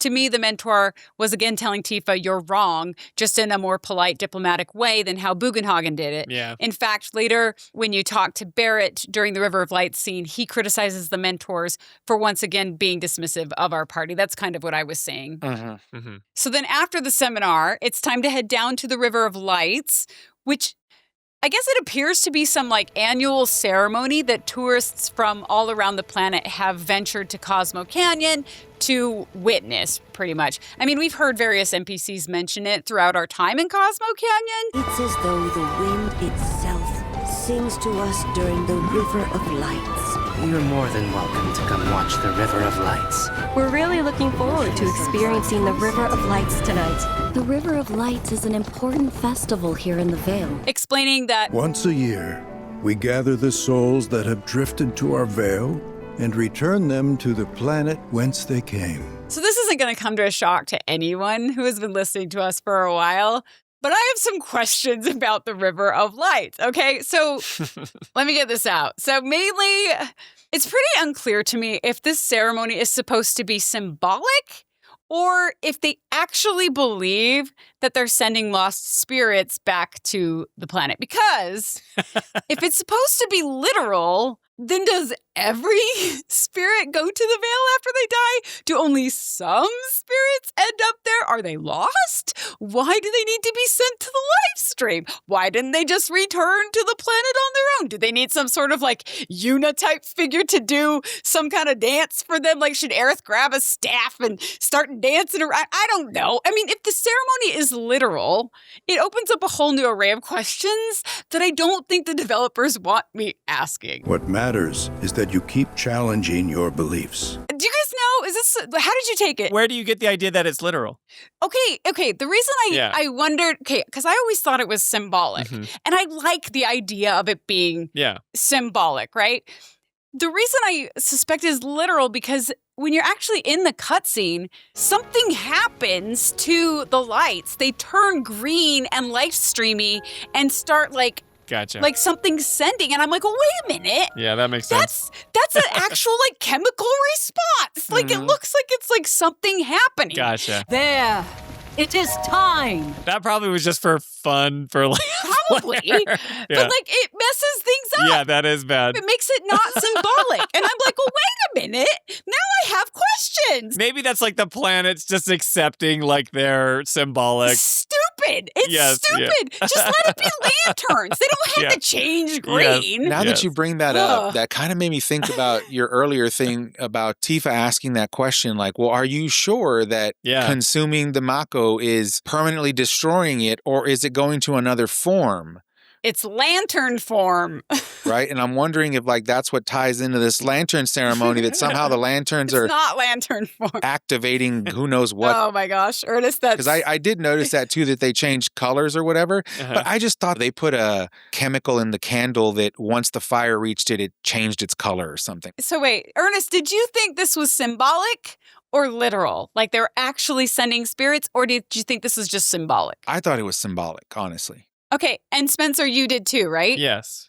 Absolutely. Not a question in my mind. Okay, so did I until it turned green. Yeah, okay. but that's just like a way of like the planet accepting their symbolic gesture. I guess. I don't know. It's like... But it makes it confusing because there's literal logical people No, like me who are like, well, wait. Stop. Yes, but if you take it to its logical conclusion, then that would mean that this ceremony has to take place for every soul that's ever been gone. No, So don't turn them green and yes, add these kind of questions. Right. I know. Don't just let it be symbolic. Like, make it obvious that it's symbolic, right? Sure. But like, I think it's pretty obvious that it's like... It's not, because somebody like me was like, well, wait a minute, because like... I know, yeah, There's even an elderly planetologist lady who's like, there it is, or something like that, and she points like, this is the moment that this thing is happening, that nobody knows what the thing is, but there's something visual changing. They would need to have a lantern for every soul that's passed on. Why would you add things that make it more ambiguous? Why? Don't do it just because it's pretty, because it's confusing. They just think it's pretty, and it's that Livestream, I know. artistic aesthetic where they want to show you that, like... But you can't back up against logic. Yeah, that's fair. It messes... Yeah, it's intended for visual flair. Okay, I'm actually relieved that you both thought of it as symbolic, because I think the River of Lights exists. Honestly, like the whole River of Lights thing exists so that the developers could make a pretty cutscene. And it is a pretty cutscene, right? But the reason I want it to be clearly symbolic rather than literal is because if you think it's symbolic, I personally prefer the idea of people like coming from far and wide to the ceremony in order to maybe symbolically release their deceased loved ones to go back to the planet. Like symbolically, right? To help them mourn, to help them let go, to help them move on. Kind of similar to like the River of Lanterns in Final Fantasy 16. That was really brief, but like a ceremony for them to find fulfillment, meaning, maybe, mourn, whatever. I think that's cool. So when there was something that made me question, wait, am I actually supposed to be taking this literally? It kind of undoes that thing that I think is really cool. Yeah. That's why I had an issue with the lanterns turning green. It is weird that they turn green. It's weird. I took it as symbolic also because our culture, we have Dia de los Muertos, right? Which for us is, we put up an altar. We have pictures of all of our deceased relatives. And do you do that in your house, like in your apartment? Oh, yeah. Every year. That's awesome. That's so cool. Coco, that's my exposure. Once every year, our ancestors come back to our world. Please have a safe journey. To see family. I mean, Coco was very close, right? Now, it differs by region and all, but the point is it's the same thing, right? And so it's like a symbolic thing that we do. We light candles. We have flowers and cempasúchiles that we put out. We put out food. And so I looked at it as like, this is a symbolic thing of trying to remember, because our core belief isn't that the person is lost or anything. It's more that in order for them to exist healthily, if you want to call that, in the next world, they're linked to our memory. So if we forget them, they fade away. And that's why we try to remember them. Just like the Livestream. But what if... Exactly. What if the candles you have on the ofrenda turned green? That would be... You'd be like, holy crap, something's actually happening. Exactly. It's just a visual flare that the planet is like accepting. It's like... It's dumb. They shouldn't have done it. I don't like the green. I agree. I don't like it. It's pretty. I don't like it, though, because it contradicts itself to me. Yeah, I definitely saw it as symbolic. It makes me ask questions. But I could see where the interpretation can go the other way, especially if you are thinking about that Tifa just asked, like, is it possible that what you think is happening is not actually happening?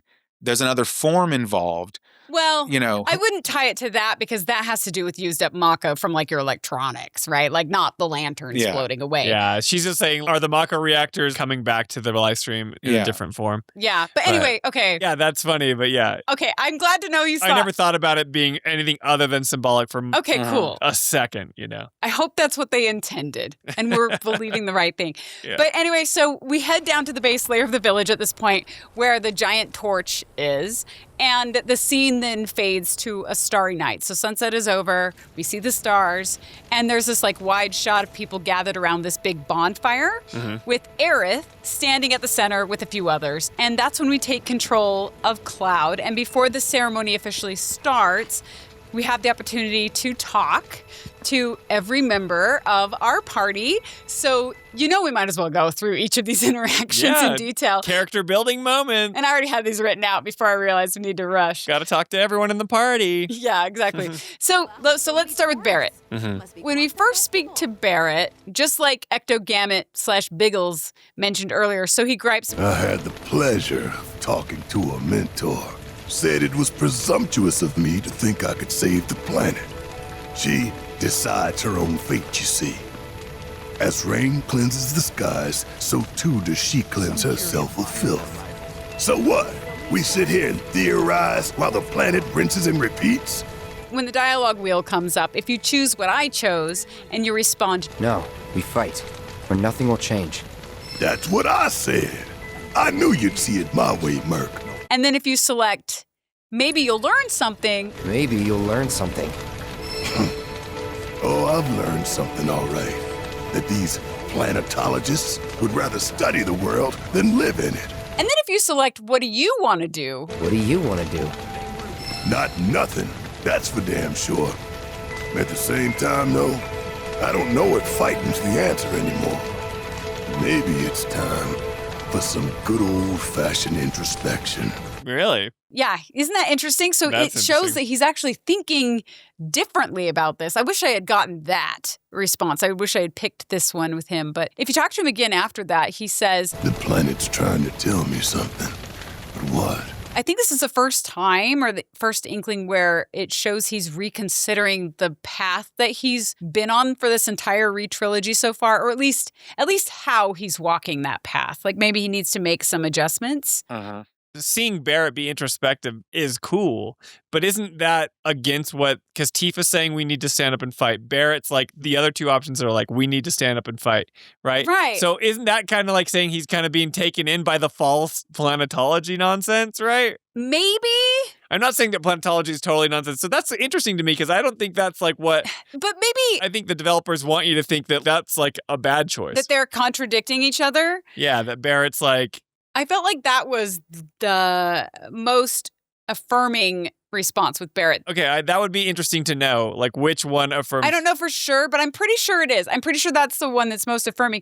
But it's interesting because he does say, I don't know if fighting's the answer anymore, whereas Tifa's like, we need to fight. Yeah. But I feel like with Barret, he's saying fighting like Shinra, the way we've been fighting by blowing up reactors is not the way to go about this. Exactly. Whereas Tifa's like, we need to fight, but she's not necessarily saying like we need to like start shooting people or blowing up reactors. She's saying we need to like fight for the planet. I think they're different kinds of fights. They absolutely are. But the language is kind of messed up being that close together if they're not supposed to contradict each other because they literally use the exact same word. I think what they're trying to show is Barret coming to the realization that his version of fighting up until this point, which was basically eco-terrorism, like that will not solve the Sephiroth problem and is probably not the right way to handle the Shinra problem. Right. And he needs to think bigger, right? And I think that's where Tifa's coming from is like the individual reactors and all, that is not the problem right now. Right. We have a much bigger problem. I looked it up. Oh, the affinity? Yeah, you get 3 stars if you say, no, we fight. You get 2 stars if you say, what do you want to do? And you get 1 star if you say, maybe you'll learn something. Okay, so I was wrong. So the one that I picked with the shorter response no, we fight is the most affirming. And then the what do you want to do is the 2 stars. And that's where he says that he's reconsidering things. Interesting. Which doesn't mean that that's like the best response. I mean, that's the thing that makes Barret the happiest, right? It's like an affinity system. So you're playing into like the thing that Barret wants. But it's hard to know. It's like, what's the canonical like best route that the developers want you to kind of be with? Because if you don't pick that response as I didn't pick it, you don't hear that introspection from Barret. No, I didn't hear it either. I didn't hear it, yeah. I like that he's introspective, yeah, but I don't know. It's like, what is the game trying to tell me? It's a little sloppy, I think, is what's happening, but who knows, honestly. But when you introduce choice into a game, you know, I get that it's going to be different. Oh, don't get me started on introducing choice. I like it. Okay, so that's Barret. Then if you talk to Yuffie, she makes that atheist statement that I find so endearingly funny. When you die, you return to the planet? That has literally got to be the dumbest thing I have ever heard. Once you die, that's that. And then if you select what I chose on the dialogue wheel, which was... Why do you think that? So I chose that because I wanted her to elaborate. I wanted to hear more funny things from Yuffie, but she didn't really elaborate. She just responds, I just do. I believe in anything else until I see some actual proof. And then if you select pretty much, which is Cloud agreeing with Yuffie. Pretty much. Thank you. So if you get that, you get why I live every day like it's my last. Very in character for her. And then if you select, yeah, I totally agree, totally in italics, that's Cloud being sarcastic. Not when he was speaking Chocobo, by the way. Nice. Oh, man, here we go. The Chocobo Whisperer. He was. Whatever, it doesn't matter. So if he's sarcastic with her here. Yeah, I totally agree. What? Should have known better than to get philosophical with you. So, some fun stuff with Yuffie. Nothing groundbreaking. Okay, and then Nanaki. Oh, you guys, Nanaki. Oh, you love this one. I don't like Nanaki. Yeah, I know. It's the worst. Okay. Yeah, no, I get it. So Nanaki, definitely the most annoying conversation out of all of these to me, because I know while many of you watching this might be bought into the whole Nanaki voice, personality, total character change thing, I can't get past it. I can't. And it's really recent still at this point, and it doesn't matter. It's always bad to me. But, I mean, it's so obtrusive to my gameplay at this point that there's this complete imposter hanging around our party that I am so aware every time he talks. I'm aware I'm playing a game. I'm not in the story anymore. I just think about me holding a controller in my hand, right? Every time he opens his mouth. I cannot handle it. And I'm even trying to accept him for my own sanity's sake, but I just don't. And then to rub salt in the wound, when you talk to him here, he goes into that new backstory again. Look at them, gathered around the fire. Just like us that day. Me and Mom and Dad. If only we could do that again. Never mind. Just forget I said anything. And I know this part, like where he says that backstory stuff, that is directly out of the OG, so it's not like they're making that up, because they have a small campfire scene. Doesn't make it right, though. So then, if you choose I'll lend an ear, which is what I chose, believe it or not, because I'm trying to give this imposter a chance he doesn't deserve. I'll lend an ear. Whenever I think about my mom, my chest swells with so much pride, I feel like it'll burst. But when it comes to my dad, sorry, I can't. Still not ready. If you select instead, wasn't listening. I don't care about you, Naki. And yeah, totally disinterested, which is probably what I should have selected. Wasn't listening. You can be an asshole sometimes, but you're our asshole. Wow. What? I didn't pick that option. I picked the lend an ear. Yeah. So That's funny. You chose the lend an ear too. See, choice in games is great. Well, yeah, it's great. Like in these circumstances where it's not like super story impacting, then I think it's fine, you know. And you can have a game that has a bunch of choice as long as they do it right and they plan that out in the very beginning. I just don't think that's Final Fantasy. I hate this part of the game anyway. So like whatever, I don't even care at this point about the because there's a best option and there's a timer and you can't decide what. Yeah, the timer is the worst part. You can't like think about these. Let me just think about it. Yeah, it's stupid. Just let us think. It's just that there's too much stuff, right? Like this game, there's just too much stuff in it. And it's like, guys, you don't need to stuff it. But apparently the affinity system was in the OG. It was in the original. It just wasn't. It wasn't as overt. Yeah. Well, they did have dialogue options sometimes. It just wasn't, it wasn't as overt. But then there is a third option for Nanaki. Don't give me that bullshit. You start a story, you finish it. Cloud, if I may, allow me to add a new word to your lexicon. Decorum, meaning polite behavior, often used in the negative, like so. You sometimes exhibit a severe lack of decorum. Wait, he literally said that's a quote. That's a quote from Red. Dude, this is so... Red's voice. Yeah, I know. The fact that, like, he can code switch and go to, like, an encyclopedic definition. That's exactly it. No way did, like... That's right. He's just making it up. Like, I'm the smart guy. Like, he has to have wisdom. He cannot be this stupid kid. That's exactly my point. It's like, this kid is an act. The kid is an act. If he has that much knowledge... Because he has actual wisdom. Yes. And then he's just like, well, I'm dumb. So it's all stupid. Yeah. Did I do good or did I do good? Yes. Yeah. It's like, okay, this moment when he does this, it like freaks me out. That's so crazy. Because I felt like I was suddenly talking to a ghost. Yes. If I may. Because to me, Red is dead. And in this moment, he comes back and he's like, it's a total personality change. It's bad. Because the actor probably, this is one of those lines I guarantee that he recorded in both voices because they didn't know how they were going to justify it or they didn't know what they were going to do until editing or whatever. But he has this total personality change, whatever. I don't know. All I can say is don't even try to tell me that this little Nanaki kid knows what lexicon and decorum mean. Or he does, and it's like the whole like I'm young doesn't matter. And the whole kid thing is an act. Yes. Yeah, but then why not see these? This is what my problem is. Like a major problem is with this whole character is like they should have just kept his voice the same or his dialogue the same. In the OG, it wasn't this abrupt. Because they're captured by what happened in the original. It's stupid. They are in prison to their own. In the original Japanese. Yes. Yeah, but then they have to do that. I don't think it's justified in the English. Sure. So that's Nanaki. And then if you talk to him again after he does this whole decorum act baloney, he just growls at you.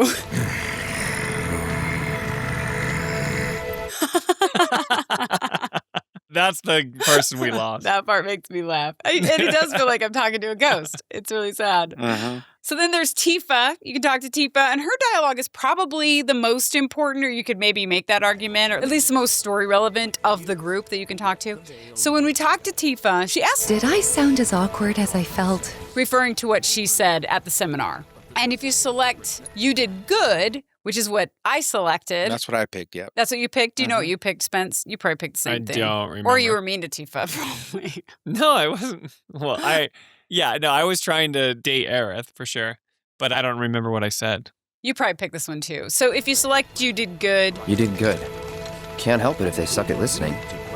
I got what you were saying. I kind of wanted everyone to get it, though. Which I think is interesting because she's basically saying, like, Cloud's opinion is important, but this is more important to her, that everyone in that room kind of grasped what she was saying. So I actually think that's a cool moment for Tifa, that small little thing. To hell with everyone. Great advice. Thanks. I can't tell if Britt was supposed to deliver that line, like, great advice, thanks, whether she was supposed to say that sincerely or sarcastically, like playfully or whatever. So the delivery, as I interpret it, is sincere. Great advice. Thanks. But I wonder if it should have been delivered more sarcastically. I'm not sure the director's note was supposed to be there. It's one of those moments you just don't really know. And then if you select, "you just gotta laugh it off," which is, again, being dismissive of Tifa, which I'm sure she would love. He's like a planetologist now.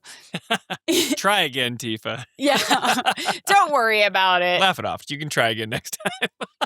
Just gotta laugh it off. It's that simple. Except it's not. At least, not for me. I don't know. Maybe I'm too serious for my own good. And then, if you select "I felt for you," which is the one that the Claudies would clearly gravitate toward. Felt for you. Never been that good with words, as you know. Which feels like subtext for, like, there are a lot of nice things I want to say to you, but I can't, right? That's kind of how it feels. And then Tifa takes a step toward him. We're just two peas in a pod, aren't we? Which is a sweet little exchange, if you like the idea of Tifa and Cloud together. So not you, Spencer. No, but it's funny because that's the 2-star response, not the 3-star response. What? Yeah, I have it right here. The best choice is to say "you did good." And then the good choice is "I felt for you." And then the worst choice is "you gotta laugh it off." That's stupid.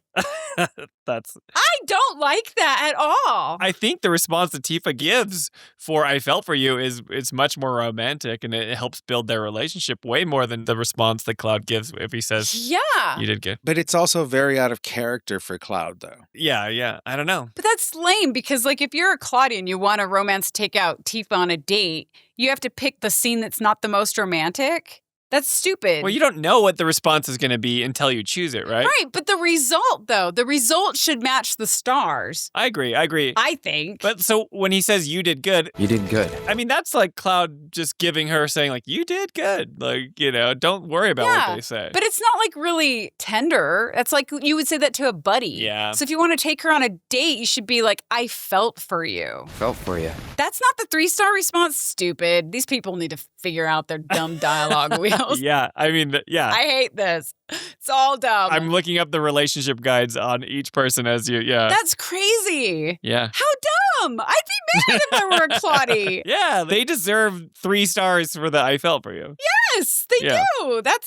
This is stupid. This is why I don't like this system. It's completely arbitrary and useless. It is arbitrary. You're right. Well, clearly, Yeah. I always assumed I understood by the responses what the best stars were. Clearly, I'm wrong. I will fully admit I have no idea how this thing works. I still don't.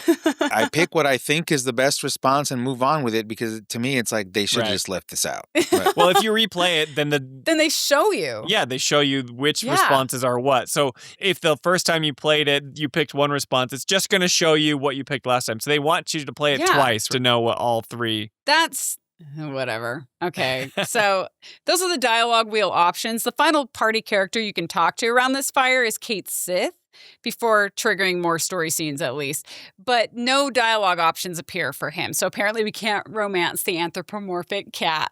Only the cat dog, by the way. On stream, remember they sent a clip of Brianna, the voice of Aerith. Oh, yeah, reacting to XIII. The moment XIII slamming his fist down on the ground when the plate falls. And remake that. And they overlaid some of your conversation to it. But I forgot how hilarious her reaction is to that moment, you guys, that XIII moment.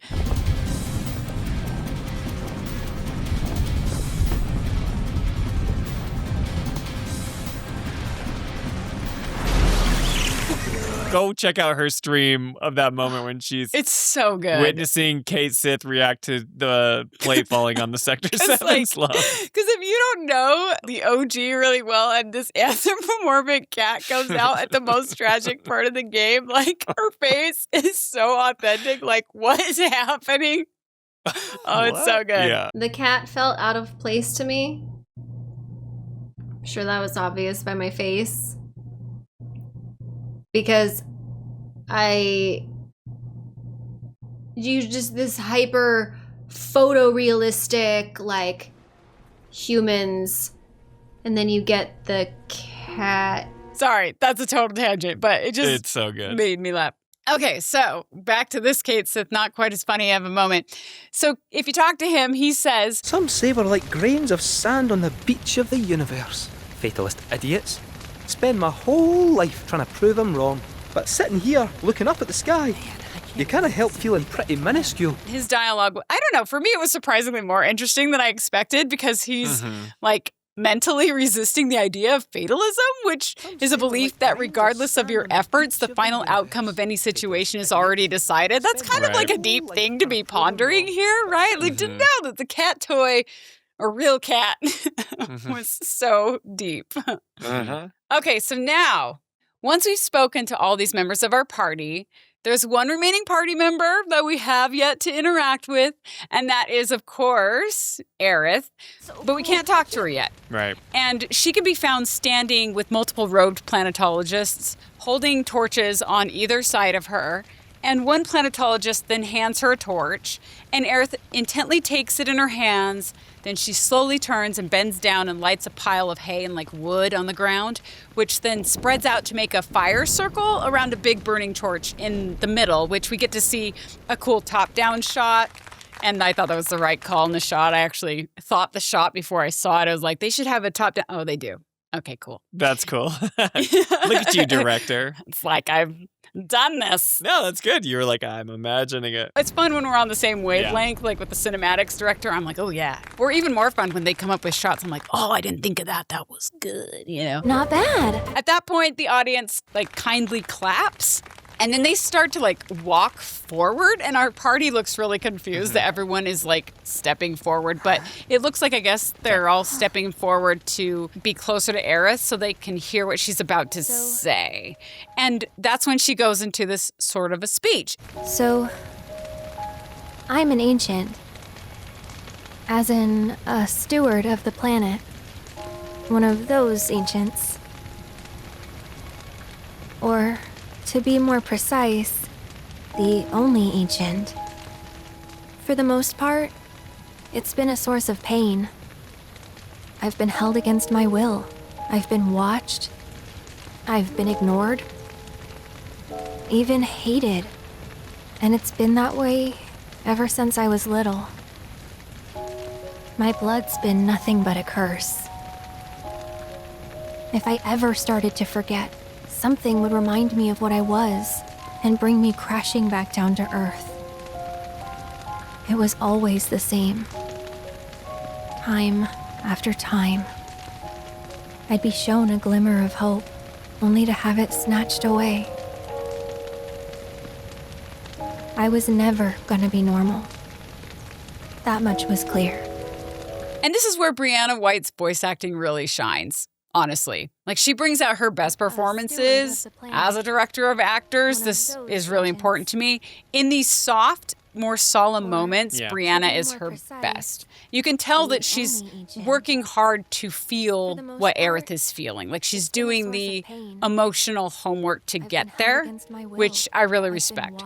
And then the music, like, softly playing a slightly, like, pensive, solemn version of her theme, Aerith's theme behind her, is pretty cool, too.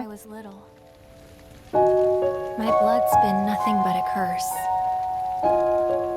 If I ever started to forget, something would remind me of what I was and bring me crashing back down to Earth. It was always the same. Time after time. I'd be shown a glimmer of hope, only to have it snatched away. I was never gonna be normal. That much was clear. She pauses as though she's discouraged and she doesn't know if she should continue talking. And then the crowd kind of starts looking at each other like they're wondering if she'll proceed. And Aerith takes a breath and she kind of scans the crowd with her eyes. And then she sees Cloud amongst the people and their eyes meet. And that's when the dialogue choice wheel pops up. And we can select either smile at her, stop her, or encourage her. So it's not something we say, it's something we do. If you choose stop her, Cloud steps forward and yells. Have you seen this, Vince? No, but I've heard that these are infamous. Yeah. Well, so I didn't know this until I looked it up online. I was like, oh. So if you choose stop her, Cloud like steps forward and he yells kind of angrily. That's enough. Wow. I didn't pick that one, obviously. So I mean, where she's like being vulnerable and sharing her life story. Yes. And he's like, that's enough. And it makes Aerith like wince like painfully kind of a thing. And then Cloud looks really awkward and Aerith like looks at the crowd and then she's the one who like gathers her strength and she says, "It's okay. I'll keep going." And then she continues her speech. That is so awkward and hilarious. It feels so out there. I'm so glad that's in the game. Yeah. So if you're like an Aerith hater, this is your moment. Like, it is brutal. See, let them choose it. Yeah, and it's funny because like we have a comment here from our community. Gem3L954 said, one of the dialogue choices for Cloud and Aerith during the bonfire scene, Cloud yelling at Aerith to stop or something on that line gets me every time. Why would Cloud do that? Cry, laughy face. Poor Aerith, she looks so embarrassed. Oh my gosh. I read this comment before I had seen the scene. Mm-hmm. So right. I went when I was like, what are you talking about? I have to see this. I was like, this happens? Yeah, I'll show it to you. That's so funny. It's really abrupt. Like, it's really abrupt. So then if you choose smile at her, Cloud gives this like really silly smile like he doesn't even know how to smile because he's never smiled in his life.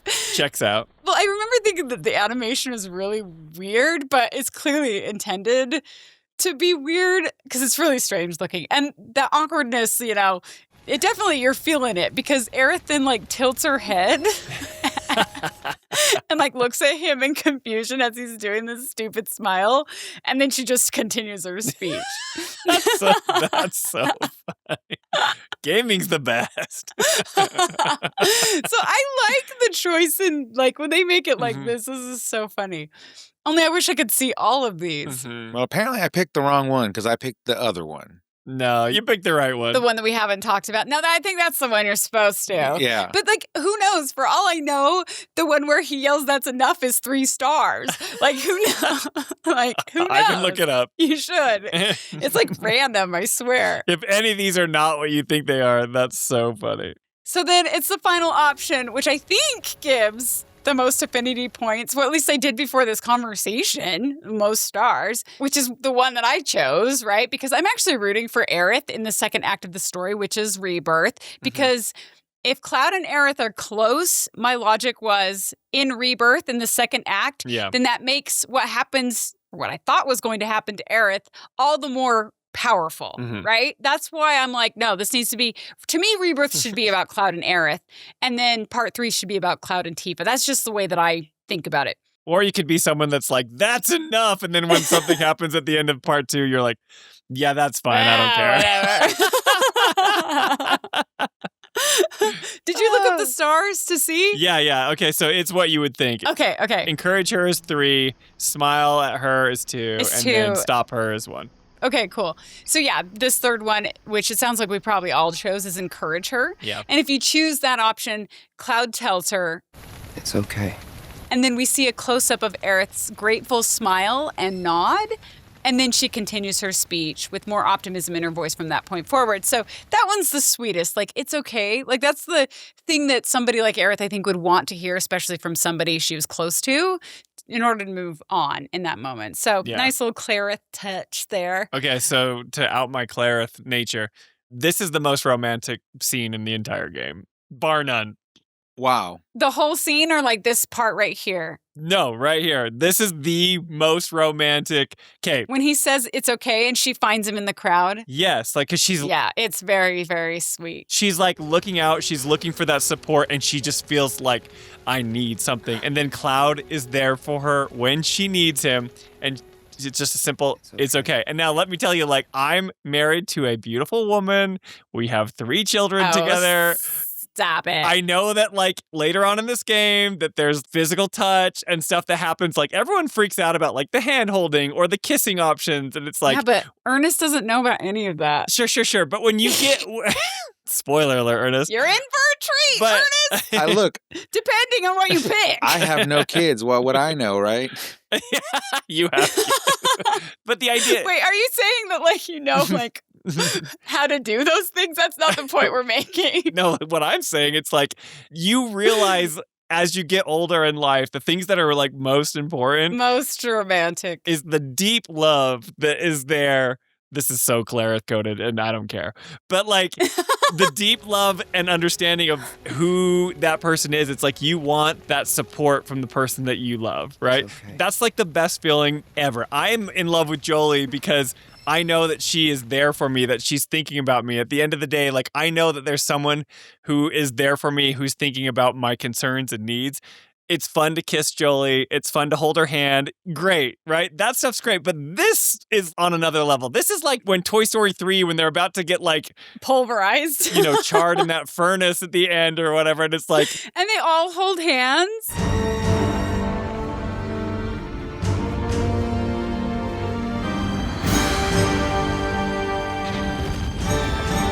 these are like toys, and how do they express better than humans can express themselves, right? And they all hold hands and they look at each other and they're just like, oh, that's such an amazing scene. It's okay. And I got similar vibes in this scene where it's like Aerith is just like searching for help, and who's always there for her?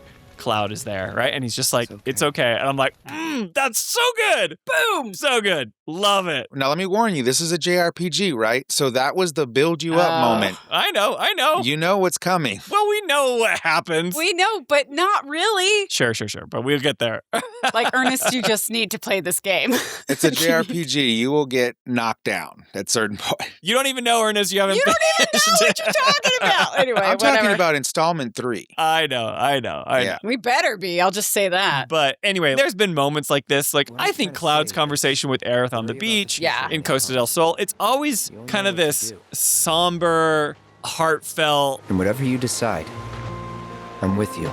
It's not like this overtly, hey, like, I'm really into you and I'm nervous around you. It's not like, oh, she's hot. Yeah. It just feels sincere. And like he genuinely cares for her, right? Right. I totally agree with you on that. And I think they nail it. I think they nail it so well. You know, it's so good. But if you choose stop her, you'll never see it. Which is like, I love that though. Which is the polar opposite. For any of the Claudies that don't want that to be a thing. Yeah, they have this other thing. It's cool that they have an option and they can just be like, shut up, Aerith.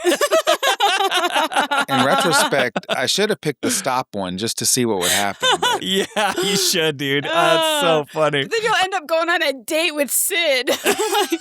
Oh my God. I went on, and the cat dog. That would be funny. I went on a date with Sid. You got to go on a date with Kate Sith. Ernest, yeah, again. Ernest, we're getting there. You'll see. Yeah, it's going to be great. Meow, meow, meow, meow, meow. Meow, meow, meow, meow, meow, meow. Looks like somebody from our community says the same thing. Linda Lou 83 said, one of my favorite moments is when Aerith is making her speech and falters for a second before seeing Cloud in the crowd and regaining her resolve. Really emphasizes how their bond is developing and the closeness between them. So It's true. It's really good. It's so good. It's really good. Small moment, but so powerful. If you see it. Most romantic. The next part of the speech, she says, so my blood's been a curse, but it's also been a blessing. It's brought some wonderful people into my life. Friends that I love. And as she says this, we see shots of those friends that she loves, right? Barret and Tifa and Cloud are all watching her intently in the crowd. And for once, I think I'm okay. Happy even. And all that pain feels worth it. And then she passes her torch to an elder, planetologist woman beside her. And we see other planetologists lined up with bright glowing orange paper lanterns. Nice. They're holding these lanterns in their hands. And Aerith finishes her speech by saying, even if I can't lead a normal life, there is one thing I can do. Return their kindness. And try to make the most of what I've been given. And then she bows to the crowd, and the audience claps. And when they clap, Aerith comes out of her bow, and she looks almost startled that people are clapping for her. And then she smiles like she kind of accepts it. And more happens in this cutscene. But before we talk about the actual lantern part of this ceremony, I wanted to get each of your takes on Aerith's speech. So, Ernest, why don't we start with you? What do you think about the speech?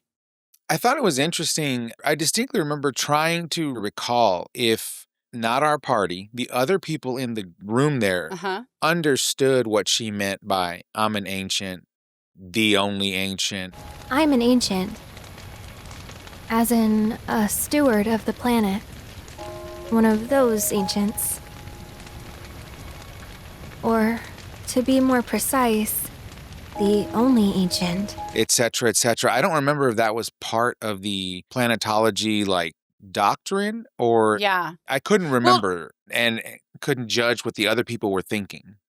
I don't think that they actually explicitly mention it in any of the planetology stuff that we've seen. Maybe they do in a random NPC thing. But the reason I think that we're supposed to think that the crowd knows what that means is because of her line, I'm an ancient. As in a steward of the planet. One of those ancients. So by saying one of those ancients, she's like, I'm that thing you've heard about, right? Mm-hmm. So to me, that's implying that this crowd understands what that means. Yeah, and I was trying to remember that. And then I was also thinking, I wonder, assuming the people knew what she was talking about, obviously they clapped or whatever, but did they gain some kind of new reverence? Because, the ancient in this context could be almost like another deity, right, among the people. So I'm trying to understand, what was their, not the reaction we saw, but their internal thought process reaction to finding out that one of those ancients was standing right in front of them and the only one, right? So she's saying she's the only one. So what was in the minds of the people in the room at that time? Gotcha. So what did you think of the speech in itself? The words she says? I didn't feel anything great or bad about it. It was just kind of, it happened. And again, my thought was like, do the people understand the gravity of what this individual means here? But it didn't seem like it from the scene. So I kind of just let it go and moved on. Like they were kind of like politely clapping, but nobody was being really impressed or surprised or something like that. Would you would think like if that was like a part of your lore, and I don't want to call it a deity because maybe that's a little bit too much, but like sort of like a deity, and the reaction was not what I expected for that type of revelation. Yeah, I think that's a fair point. Okay, so as far as like the speech and the way it was written, didn't do a whole lot for you. No. Didn't hate it, didn't love it. And again, I don't think it was a bad speech or anything like that. It wasn't like a rousing speech of like, again, had it been like a call to battle or something, maybe. Okay, a battle cry. But this was not that, yeah. Gotcha. Okay, what did you think, Spence?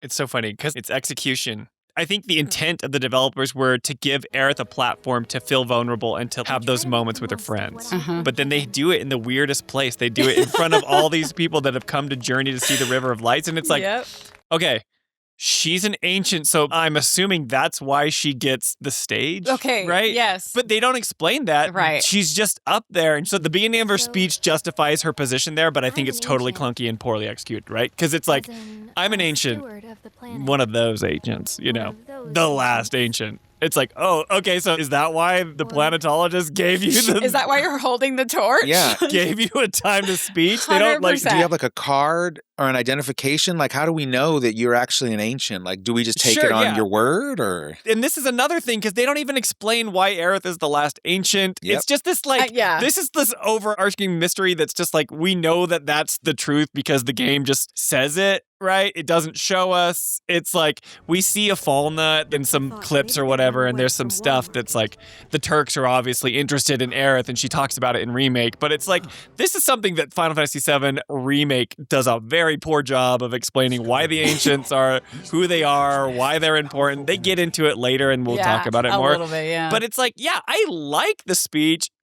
It feels like it's like one of those scenes in a movie where one of the main characters has an opportunity to give the speech and they get to air the dirty laundry and they get to like have a platform to say the things that they couldn't say directly to their friends, but she's having the courage to say it. And it's like this touching moment. Like I just went off. I'm like, it's one of the most romantic moments in the game because it sets up this scenario that allows her to have that support from the people that she loves. But I'm like, this is a weird place to do it. Yeah, but the romantic moment is because of the scenario, not because of the words of her speech. Yes, exactly. So it's just like, as she's saying the words of the speech, I'm just kind of like, all right. I mean, I guess I like Aerith and I'm like on board because I feel like I'm the party. Like when she says she's come to love the people and she's okay, I'm like, I feel for you, girl. But these people have no idea what you're talking about. Like that's exactly my thing. Like these people, either they do know what you're talking about and their reaction is not what I expected. Is lame and not like nearly as much as it should be. Yeah, or they have no clue and they're clapping out of politeness. But there's no way they would have any context for this because all she's talking about is like her journey of being like, I'm this ancient and it's been really hard. But really she's just talking about like, but I'm at peace now. Like I've finally found they're like, okay, you guys just showed up today and we don't really know you, but you're just kind of telling us all about this. But of course, like Barret, Tifa, Cloud, Red, Kate, all the people that have been journeying with her are like affected. They're resonating with the speech. Yeah. The words that she's saying feels like it's directed towards them, the party, not towards all the tourists that are coming to like have this pilgrimage. Now that you say that, I'm wondering if this was more of she was saying it to herself. Accepting her role and accepting that her friends support her. Yeah. But it's a weird stage to do it at. It is incredibly weird, yeah. I like the scenario it sets up, but I don't think the speech works.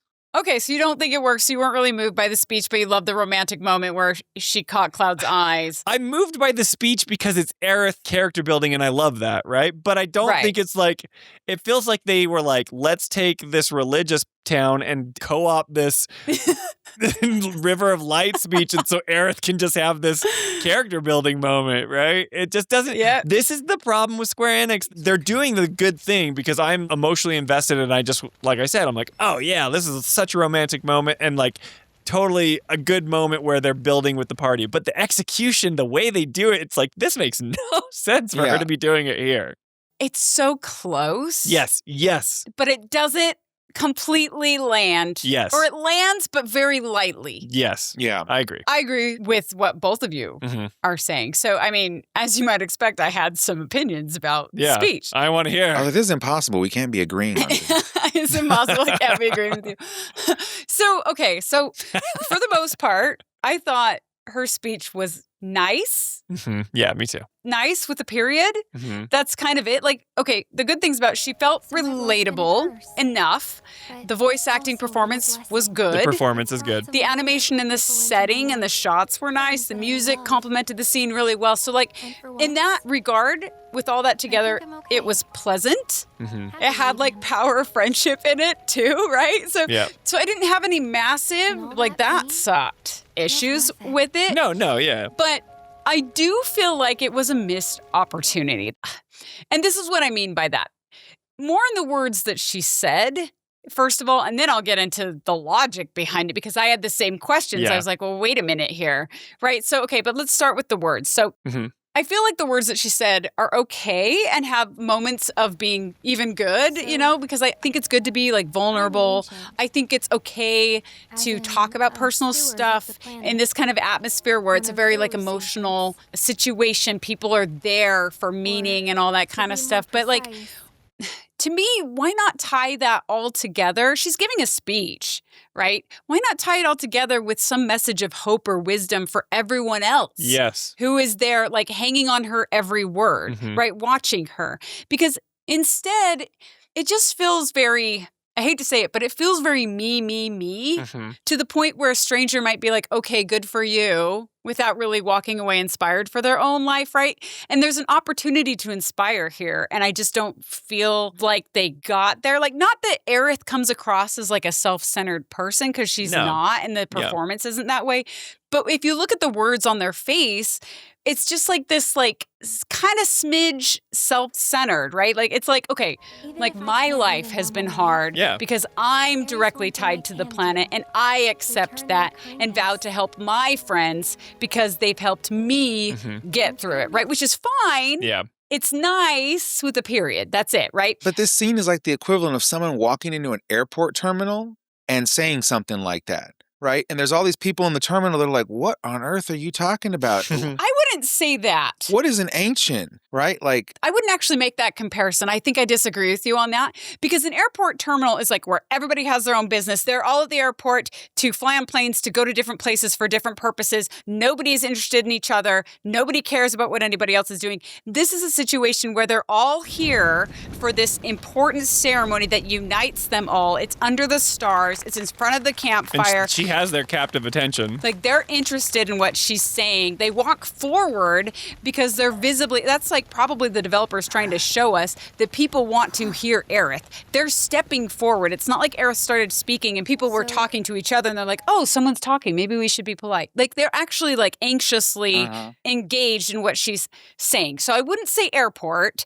I would say that this is an emotionally vulnerable place. Cosmo Canyon in itself has all this like deep meaning, and it's a place to search like your soul and figure out like your purpose in life, right? So it's different that way. So I'm actually okay with the sharing of her personal story and the vulnerability. I just think it was very me, when that's okay to maybe start out the speech that way, but it's got to end in, I just think it would have been more powerful if it would have ended with some message of hope that would have inspired people there. Like, I was waiting for that and it just never got there for me. Instead, it was more about just her and her friends. And I'm not saying it has to be something like big and booming, but maybe just like a small message of hope that makes this disclosure of her personal story maybe make more sense and be more meaningful. Like, it could have been as simple as, all right, I'm going to kind of write on the fly here. So what if she were to say something like, I know I'm not the only one here who has been through hard times. It's why many of us are probably here tonight, to fill the void left by sorrows and fill it with like real meaning.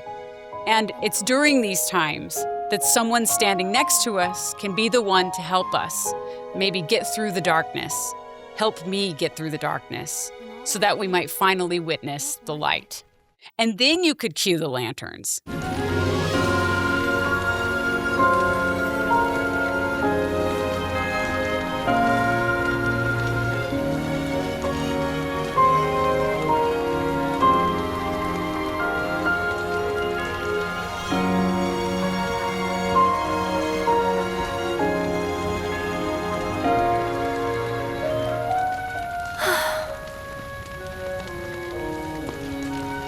something like that where it's like, I have gone through this hard time, but so have all of us.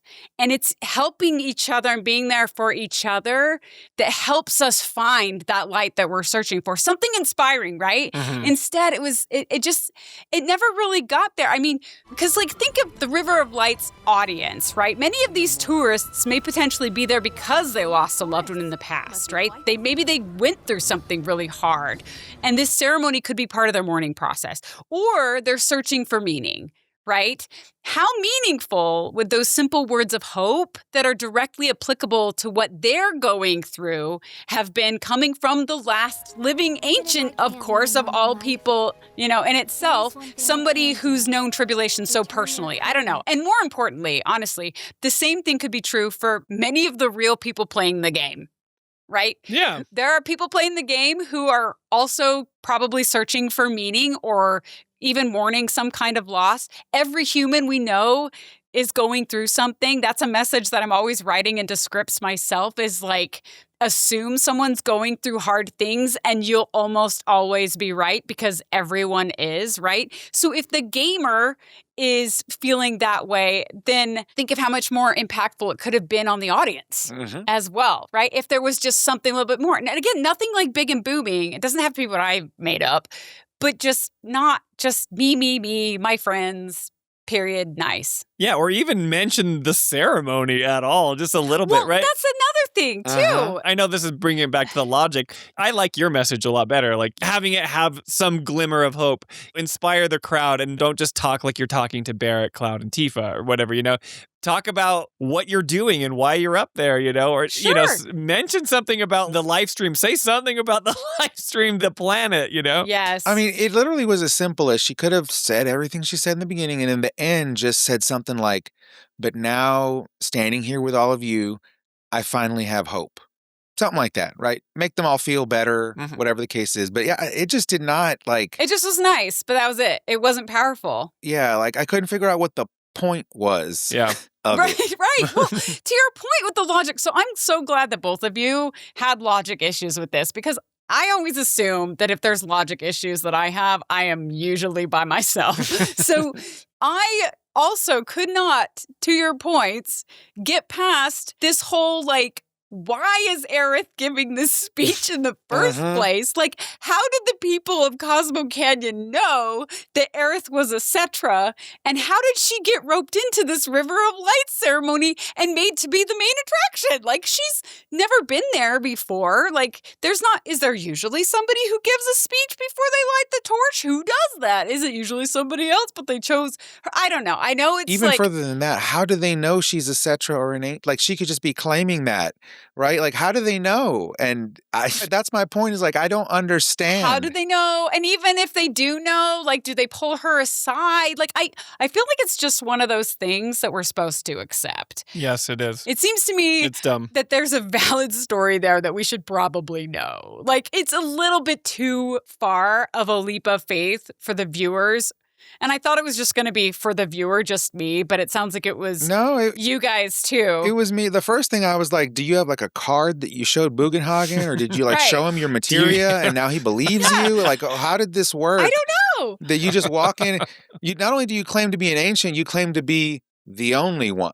So the last living ancient. You are now a monotheistic situation inside this thing, and they just accepted it? Inside this religious town, right? Yeah, it's weird. That's another thing, too. It's she makes it sound like I'm one of those ancients. All of you know what that is, right? Yeah. That's kind of how I read that. So then wouldn't Aerith be considered some sort of celebrity or maybe a prophetess? That was my point originally, a deity of some kind or something, right? But then if that's the case, isn't that something that's in their best interests to keep quiet?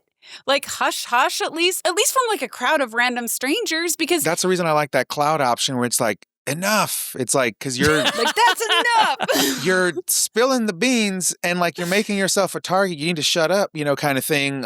Yeah, they're. I think the average player just assumes that we know that Aerith is special, and therefore that's why she has a platform. It's dumb. It does not work. It's dumb. Right? But I'm just saying, most people will just be oh yeah, she's an ancient, that's why she's there. Yeah, and go on. It's dumb. I wonder if that's true. I guarantee that's what people are thinking. I wonder, people watching this in the comments, you should comment and let us know if this bothered you. I want to see. I wish I could do a poll, but this isn't live because I want to know like what people think. Because like, I mean, think about it. Like Hojo held her captive and ran experiments on her because of the fact that she was an ancient. She was a Cetra. Yeah. Right? And he can't be the only bad actor in this world. So shouldn't they just like keep that quiet? I don't know. I think they feel like this Cosmo Canyon is a safe space, if you want to use that term or whatever. To like mention that, maybe so. Well, I mean, absolutely. It's painted as a safe space, right? Yeah, absolutely. Yeah, but she hasn't talked about this with anyone. She didn't mention it to Bugenhagen. Right. Wasn't that the time to mention it when like Bugenhagen's ragging on Tifa? Couldn't Aerith be like, yeah, Cetra. I actually know everything. You're dumb. But the thing is, the game has not even explained what Cetra's, like, what she can do. I know, what it even is. I'm a descendant of the ancients. That's pretty much it, really. She just says she can commune with the planet, and we're just like, okay. Yeah. Okay, I know that you OG people that have played it maybe have better understanding, but for me, it's just like, Aerith is special because. Yeah. But then they do things, remake. It's like, hey, I'm telling you stuff. I have this white materia. It gives me these things. It's in my ponytail holder. That's a fair assumption now that I think about it, that if I had not played the original and not known that she was a Cetra, how would this have landed with me? Well, you know that she's a Cetra because in Remake, they tell you all about it. You know that she's been experimented on. That's why the Turks have been hunting her. I mean, that's true. You know that she's special. It's just you assume that Aerith has this connection to the planet. And so I think people just assume, they're like, well, that's why she gets to speak at the River of Light ceremony, which makes me laugh too, because it's like, is there a Cetra at every River of Light ceremony? Or did she take this from some other person who does it? Does that old lady do it? Do the lanterns only turn green when an ancient, officiates the ceremony? It's like, but like these are questions we shouldn't be asking because they're distracting. Yes. But the reason we ask them is because of the holes. Yeah, it's the execution. Yeah, you don't put big holes because then everybody gets distracted with those holes that they miss the moments that you want them to be feeling. Their intention is good. Their intention is like, okay, Aerith, this is a place where she, can be vulnerable. Thank her friends. Yeah, but she can lean into the Cetra side of herself where she hasn't been able to do that for a good portion of these games, Whatever that means. Whatever that means. But this would be a good opportunity to flesh that side of her out. And it just kind of feels like they just accept it, but she's not even talking to them. And then it's like, I'm just talking about how it's been rough for me, but I'm okay now. Like, I'm okay with who I am, and I finally feel peace. Which is fine. Those are good words. Yeah, it's fine, but it doesn't fill the logic holes of the whole Cetra stuff. Yeah, it doesn't. Imagine if you had just removed the part about being a Cetra and delivered the rest of it. How would it fall? How would it come across? It would be nice, again, but it wouldn't have as many logic holes, except you would then be wondering why Rando... But you would also wonder why she's up there talking. Was up there talking, yeah. Yeah. I think my point is that it wouldn't have mattered either way, whether she said she was a Cetra or not. Like, the outcome was the same. I think it kind of matters. No, I think it matters. I think the reason they walk forward, the crowd, is because she's a Cetra. They all know this, or at least they're interested in what she has to say. They just don't tell us that that's... They just don't tell us. We just assume that everyone knows that she's a Cetra. Which is like, okay. That's why she was invited to speak. I mean, she did have it written in magic marker across her forehead when we entered the town. Like, I don't know why I missed it. Because everyone there knew she was a Cetra and stepped forward, she then had to say that she was a Cetra, just to make it clear that she was a Cetra. I know. After people had already stepped forward. It's weird. It's just weird. I talked to the main guy that's organizing this, and he said I could come on because I told him I was a Cetra. Yeah. So. I was like, did you give Bugenhagen a super secret handshake so that he would recognize that you were a Cetra? I let Tifa suffer, but I knew everything was going on, but I didn't say anything in the seminar. It's fine. I just wanted to wait for my entrance at the River of Lights. Feels like that. On the surface, it all made sense, but it was just weird. It didn't make sense on the surface. No, I mean, like... No, that's the whole point. I mean, the fact that we know that she's a Cetra and that she's special... We accept it because it's presented, but not really accept it. The execution is poor. It's more like we accept it because we have to move on with the story. And we're like, well, I'm not going to dwell on this because... I know these questions are not going to be answered. Therefore, if I don't move on and I get stuck on this, I'm not going to enjoy the rest of the game. But they're just like, it's fine. Like, she's a Cetra. Give her a time to speak, and then we'll move on. Yeah. And Nanaki has a new voice. It's fine. Let's keep going. It's like the singing later. Oh, man. Same thing. Oh, yeah. Whatever. Okay. We have a comment here, actually. So the Zafari Zone says, I quite liked the campfire scene and all of the dialogue that all of our party had. I felt that it really fit their characters, so the dialogue wheel stuff. Aerith's especially. Her speech is the main focus of the scene, and it really does embody who she is. Loved the way her theme was included as well. Music theme. Agree. Mm-hmm. The whole lantern ritual was a great addition. Some comments on the scene, though. Why was she even in the position to give that speech? Yes! Preach, Zafari Zone. We're not alone. He says, who had her do that? Yes. Was it because she's an ancient? How did no one react to that? In Midgard, that was like secret knowledge. Shouldn't the scholars here be foaming at the mouth that they're in the presence of the last living ancient? LOL. Yes. Preach, Zafari Zone. Seriously. So good. We agree with you completely. Yep. Ugh. You seem awfully sure of yourself, miss. So let's get back to the River of Lights cutscene. On cue from the Elder planetologists at this point, all the planetologists and Cosmo Canyon natives release these glowing lanterns to rise up into the starry sky, and the music like swells underneath, and it's really beautiful. And we get to see these like beautiful tracking shots of dozens of lanterns like floating up in the darkness, including like a close-up of Aerith smiling in amazement at the sight around her. And then we hear the song, and at last I see the light. I'm just kidding. I know. Sorry. It's hard not to think of the Rapunzel scene, right? At last I see the light. I totally derailed that. You did. Thanks for that. But it's true, though. I think everyone now who's seen that movie thinks of that when you see glowing lanterns. And it's warm and real and bright. There is something like beautiful. Yeah, remake can have the lanterns too. I'm teasing. I thought it was really good here too. Yeah, so these beautiful lanterns, they rise up toward the stars, and I think the film shots really shine here, right? Mm-hmm. Lots of slow movement that really complements the emotion that we're feeling as we're watching these, I think. Except the emotion of confusion that we're also feeling is not represented, because that would be more of a jilted, like a diagonal, like staggered. That's like kind of how I was feeling, to be honest. But the shot of Aerith is really sweet and stuff. And then there's that moment when the lanterns like reach a certain height one by one, then their orange glow turns bright green. Mm-hmm. And that's when it starts to like be surrounded by Lifestream sparkles. The reason I took it so literally is because the green sparkles has always meant literal Lifestream in the game until this point, always. So that's why I was like, okay, so is that the way it is here, right? That's why I thought this. I'm not just out of my mind. No, I don't blame you. I just think it's showing that the planet like is actively controlled by this force called the Lifestream. And this is like a visual representation of like the Lifestream is working. It's kind of like the force in Star Wars, right? Like the planet's like accepting the offering or something. Yeah, it's accepting the offering, but it's also, like, it's always moving. Even if you can't see it, you know, like it's always there, right? I must be too literal, because I'm like, is that one Grandma? And that one's like Uncle Bob, you know what I mean? Like, but like when you kill fiends, this makes more sense because they return to the Lifestream, right? But when you fight them, they get the sparkle. They glow up into the glitter sparkles or whatever, you know. I know that like they don't start orange. These lanterns aren't like dying or whatever, but I just think it's just trying to be symbolic, I guess. To visualize that there's this ethereal thing that's controlling this planet. I mean, on top of this is one film directing thing that I didn't agree with. So, okay, we see I'm the only one who thought this, by the way, and I acknowledge that up front, okay? Before people are like, shut up. So we see the lanterns in the sky turn from orange to green, and they're green for a while. You see them kind of dancing, whatever. And then the elder woman points ahead and says, "There. It is time." But nothing happens after that. So it's just like, I think they mixed up the sequencing. They're supposed to show the lady say that and then the color change, because it doesn't work. Because when she says, "There, it is time," I at least was like, time for what? What's going to happen?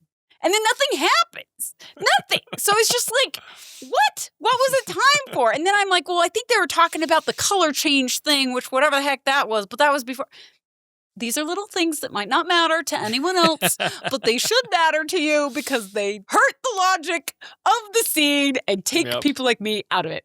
Whatever. It's fine. Nobody cares. We accept everything and we move on anyway. Whatever. It's fine. Whatever. And then Aerith watches the sky above her, and as she's doing that, Cloud actually steps into frame just next to her, so they're not like touching or anything like that, just standing next to each other looking at the stars. And Aerith looks at him, and then she appears almost moved or excited or grateful or maybe a bit of all three just to see him standing there. Like she actually like reacts to him being there. And then she sort of like snaps herself out of that to look at Cloud, and she says, "Pretty sappy, huh?" You know, which is her way of kind of bringing it back down to the casual. A bit of self-deprecation too, you know? Yeah, self-deprecation. Right. And then she smiles softly, and then she looks up at the sky slowly again. And the camera then like pans up from Cloud and Aerith standing next to each other until we're just looking at the lanterns in the sky. And then she says, "Meant every word, though." And then it ends on this like extreme wide shot of the lanterns, and it fades to black. So that's kind of sweet, you know, I guess. Yeah, I think that's sweet. Yeah. It ties a bow on their little affinity moment, for sure. Yeah. It doesn't really work for the River of Light speech, but... But again, if they had left off the fact that she was a Cetra, had they just not said that, and then she delivered the rest of that thing, including that ending line, it all goes together. So are you saying that they should have done that and not mention that she was a Cetra?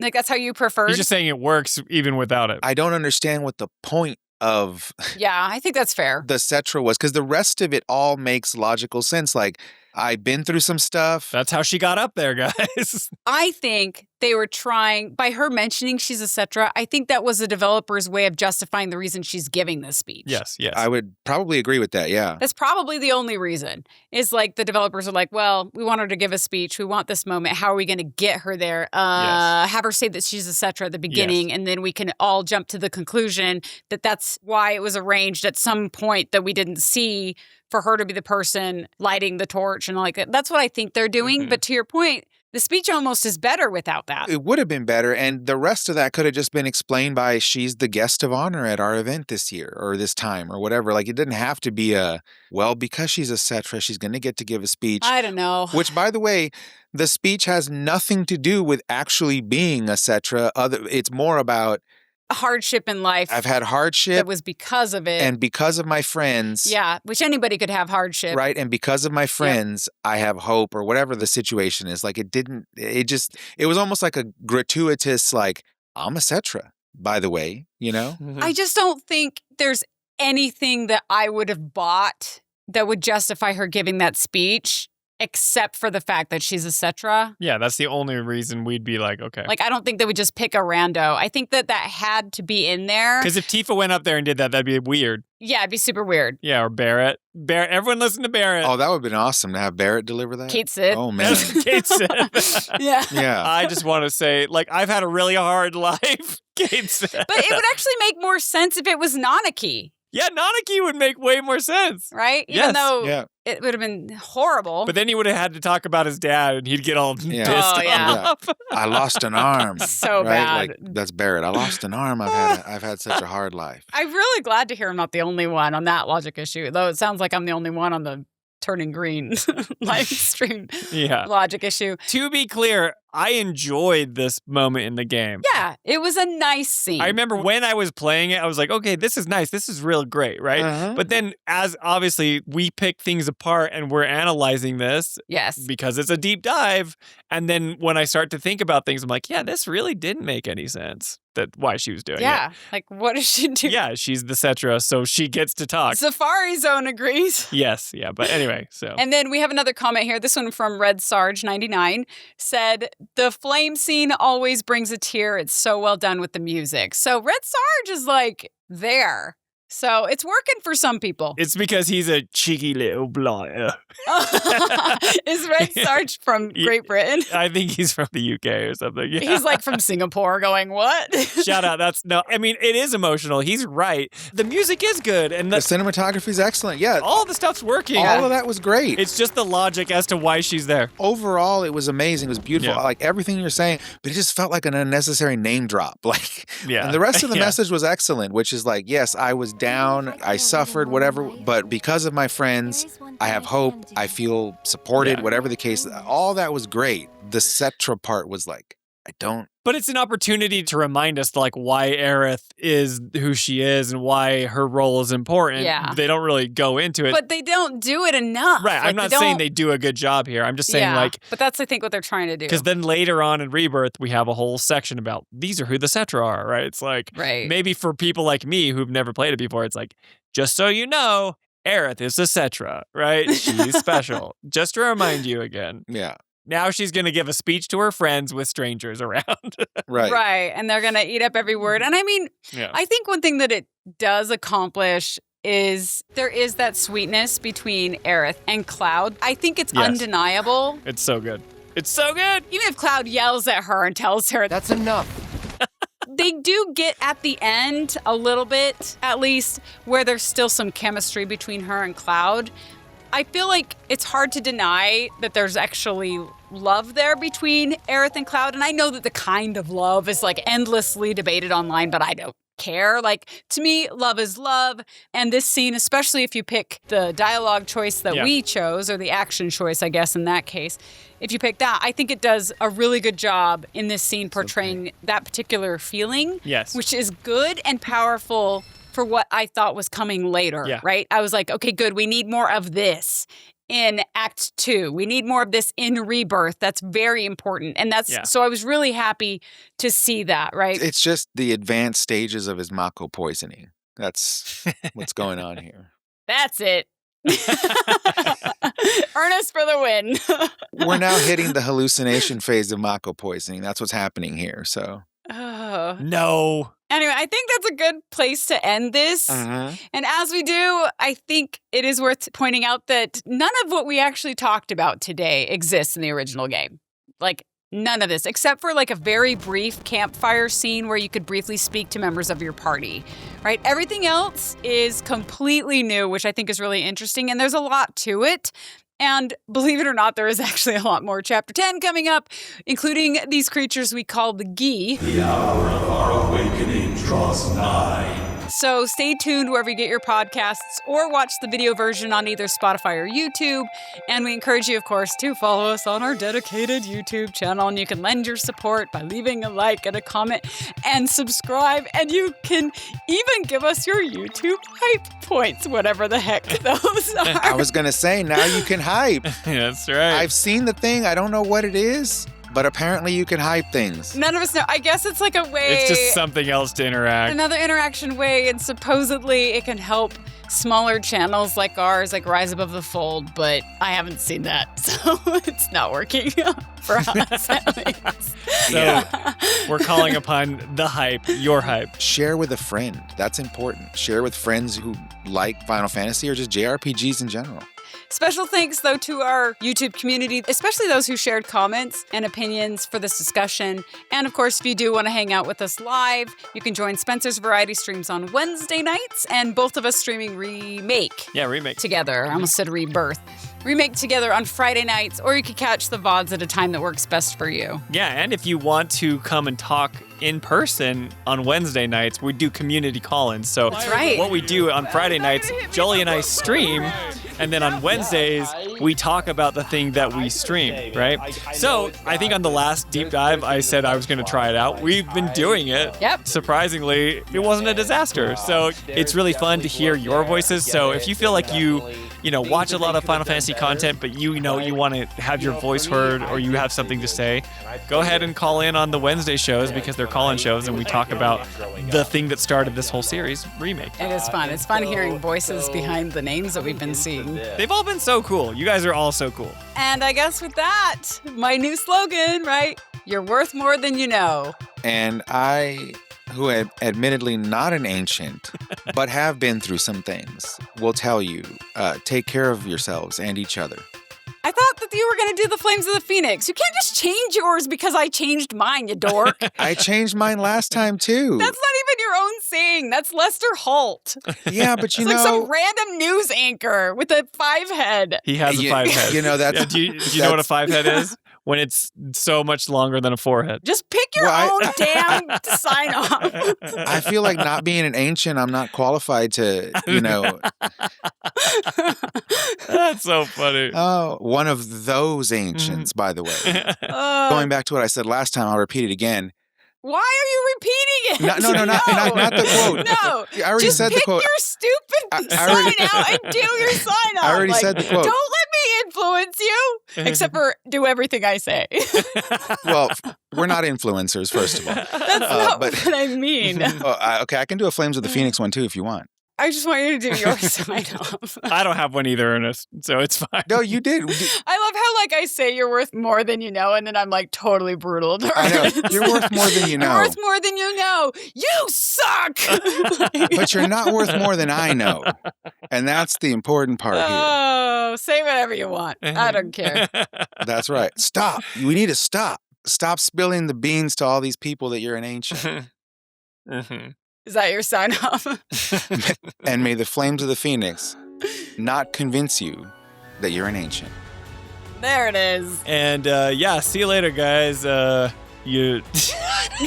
never know what to say. I'm not in the rhythm. We're talking about all this other stuff. We pretty much ruined this whole ending. And thanks, and we'll see you next time, you cheeky little bliers. See you later, guys.